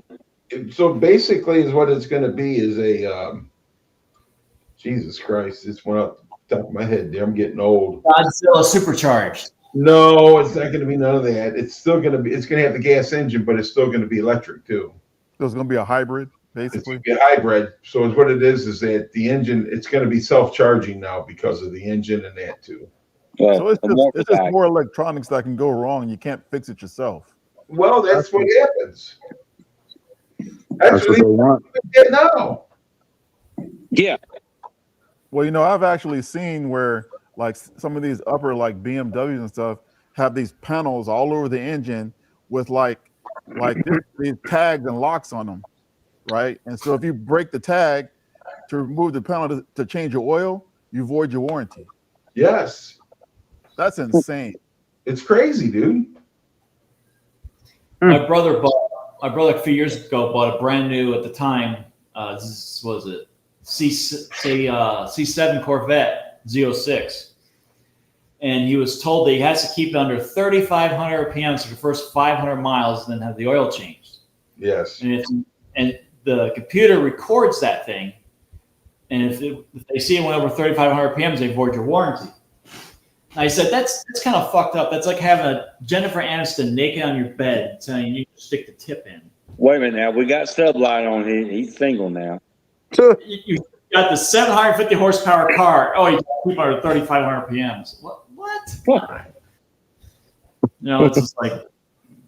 So I call his car Jennifer now because of that. So. That's a good one. Yeah. Jennifer. When is Jennifer gonna grow a pair? She already has. Yeah, he lives in New York, so I never even been in the car yet. So there's that. But Can't So go over you want to get inside Jennifer? Okay. Well, first and foremost, they want to get it. They don't want to. They've already gotten rid of the shade tree mechanics. Oh yeah. Hell yeah. You know, that it's just not a thing anymore, because if you don't have the right equipment, you're not fixing shit nowadays. Yep. Nope. Well, like a $5,000 to $10,000 scanner and all kind of stuff now. You got 5 to 10, more like 20 to 30.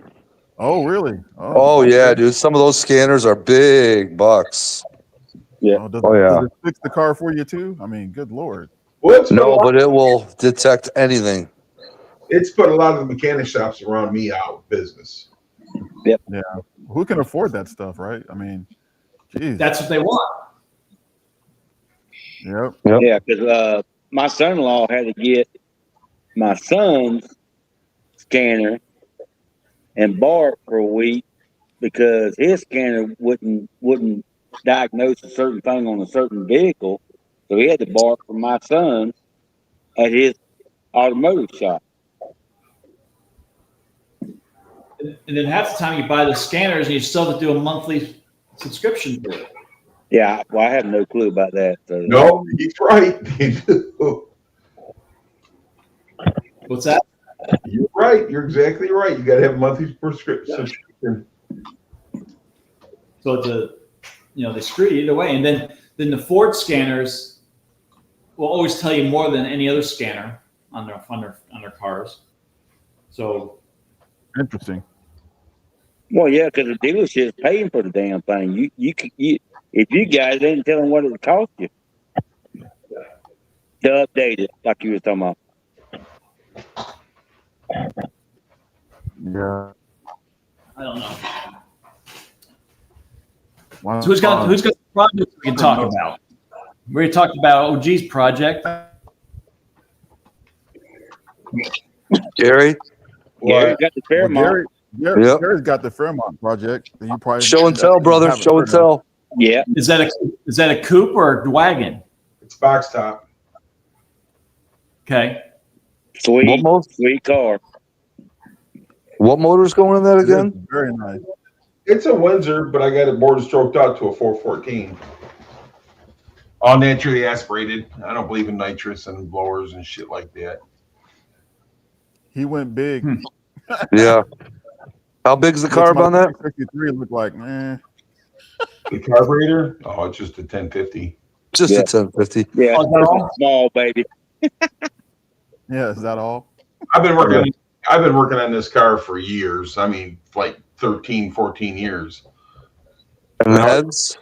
I always have something else that comes in there that kind of puts it on the back burner. So, I mean, it's called life. Life gets in the way. Yep. I got 3 projects and I don't have time to work on any of them. So there you go. Yeah. And tell us again, what are your 3 projects? The 93 LX Coupe, the 90 GT, and the 78 Mustang 2. Nice. Oh, yeah. See, I like 78 Mustang too. The Mustang 2 belonged to my brother, and he got cancer and passed away in 6. So I've had the car since then. I did get it running, and then I started to change the alternator over to a 1-wire 220, and I never finished it there since. Oh, I see. Well, sorry to hear about your brother. Yeah, sorry to hear about your brother, man. Yeah, sorry to hear about your brother.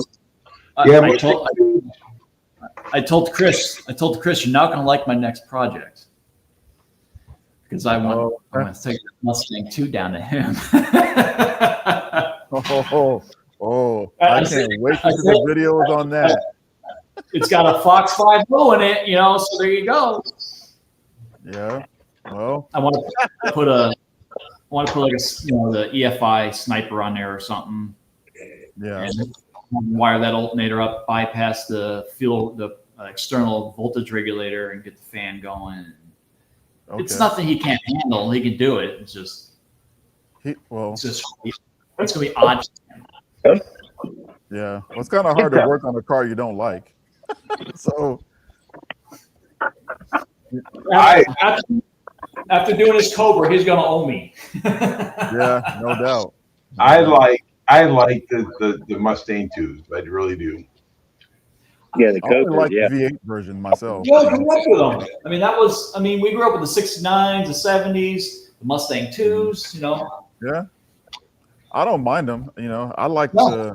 the V8 versions though, not no 6-cylinder or 4-cylinder, right? So this was a 302 automatic, and then he put like an 86 5.0 motor in there, a roller motor, but he didn't put the fuel injection on it. He just put a carburetor on there. yeah. And I hate carburetors. I just rather have the fuel injection. What? Okay, I'm gone. I'll see y'all later. I'm not a carburetor fan. Oh man, come on, dude. I like carburetors. Yeah. I like to be able to get in the car and just turn the key. Oh, my cars do that. I don't have to sit there and pump it, fuck with the choke, and just like. So my Camaro, dude, 2 quarter pumps and it fires right over. Yep, my 68 fire right now.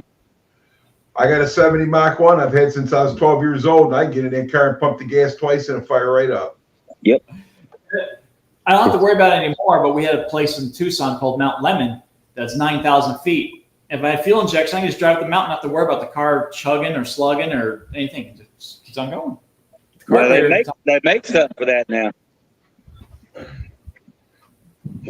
Yeah. I agree with Mark. He says carburetors are the easiest for sure to work on. But so you smell like fuel when you get done driving the car. I love that smell, actually. Come on up here to Michigan. I'll give you right. That's that classic muscle car smell. It's just not good when you have a wife in the car, you know? Yeah. Yeah, when, she's when the wife is all gussied up and smelling like gasoline. I got it. That's why you want high octane gas, because it smells like perfume. Yeah. Oh hell yeah. I guess he's got to run E85 to smell like corn instead. Yeah, there you go. Yeah. I take a dab every day at the gas station, put it on my neck, and go to work.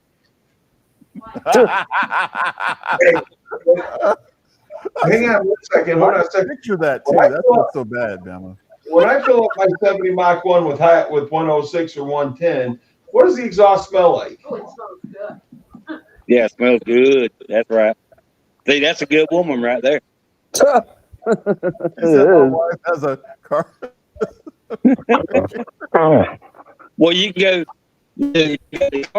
go watch Brutal's one of his videos a couple of weeks back where they got this new system out. It's sweet. Yeah.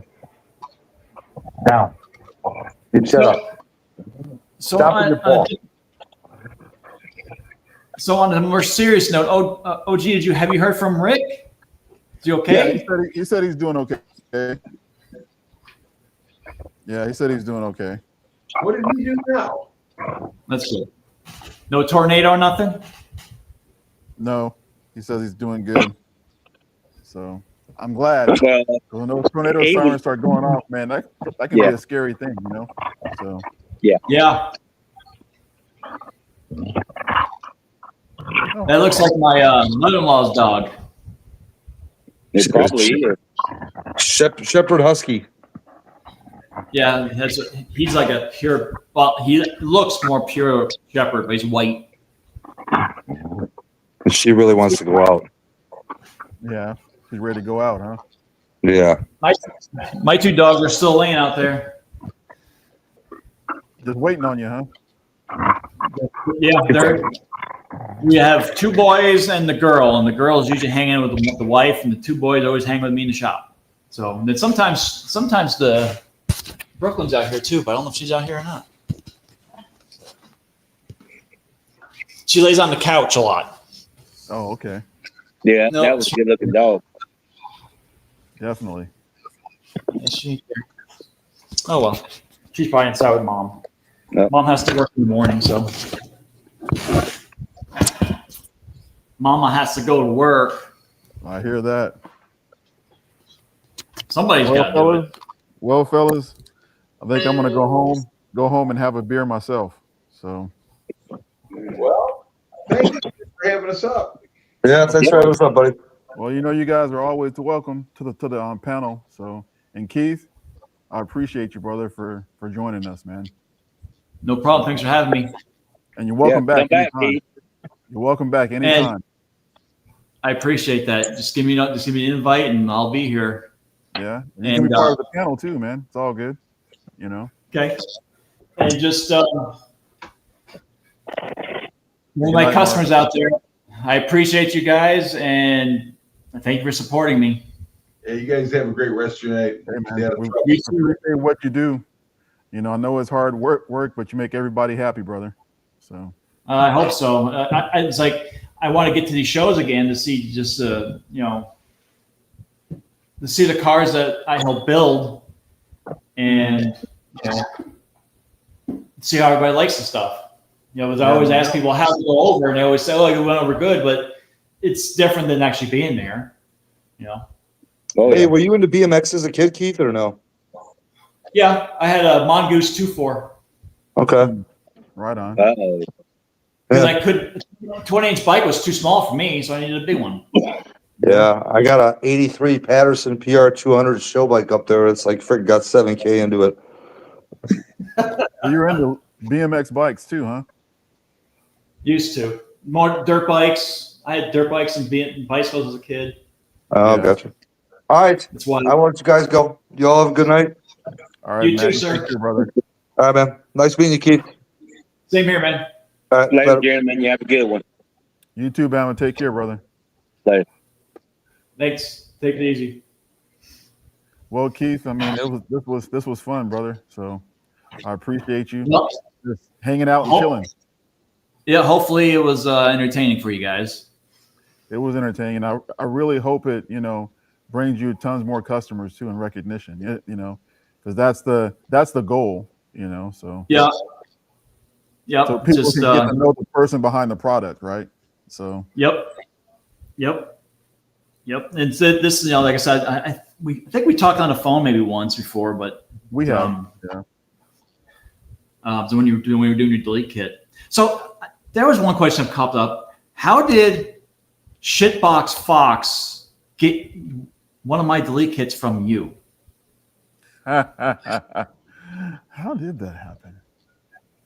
I know you donated it to him, but did you buy one from me previously? Yes, I did. Yeah, I did actually.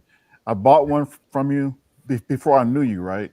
And so I perused your website, and I bought one in black, and it was gonna go in my red car, but I wound up selling my red Fox, and so I just had a delete kit just sitting around, Gotcha. And then so I donated it to Chris. So gotcha. Yeah, because he told me that was like, he told me he had one. How the hell did then like? So it was like that's before we actually knew each other, right? So yeah, well, yeah, it happens. Yeah, but I mean, so that's how Chris got it. In a roundabout way, right? So yeah, I guess that car's running around. I think it's still in Texas. I think. Yeah, I think it is still running around Texas. It was like he put on Bring a Trailer and it sold, and I think it's up in Dallas. I think some area. Yeah, I mean, as raggedy as that thing is, I guess it's a part of Foxbody history now. I mean, who would have ever thought? It had good parts in it, Yeah, but the body is like shot. The body is shot, But I mean, you don't have to worry about it that way, though. That's true. You just drive it. Door dings. You don't have to worry about rock chips. You drive it. Oh shit! I got a scratch in it. Darn. Yep. Oh, ooh. Right. Yeah. And the same thing with that convertible, oxidized or something like that. That one was, the body was real rough. So. Yeah, he sold that. Yeah, he did sell it. But I mean, there are people that appreciate cars like that, right? That they just hop in and drive and throw some patina on there and call it good, right? So, just like my 90 GT, the guy painted it himself. So it's got a 20-foot paint job on it, 50-foot, whatever you want to call it. So if I get chips in it, I don't care. That's why I'm gonna start driving that one. Yeah, with the black one, I had it painted in like 05, and it still looks really good. But if I get rock chip in it, I get pissed. Understood. Did you have money invested in that? Yeah. Well, there's money invested in both of them, but I built that one versus the other one that's kind of bought. Yeah. So, like that blue car, anytime we got a rock chip in. But, well, sir, I appreciate you having me on, and have a good night, and get some whatever you got to get. Thank you, and you do the same, brother. You have a great rest of your night. You too. If you need something, let me know. I will, Keith. Thank you, and vice versa. Okay. Yep. All right, brother. Take care. We'll see you at a show soon, I'm sure. That you will. All right, buddy. All right. Good See night. you later. Right. Good night. Bye. And good night, everybody out there. Y'all take care. Good night, all. And don't forget to visit Keith's website and show him some love. All right. He works hard. KDezines.com and just KDezines on Facebook and K.Designs on Instagram and just KDezines on YouTube. There it is, right there. All right, guys. Take care now. Thanks, guys. Bye. See ya. See ya.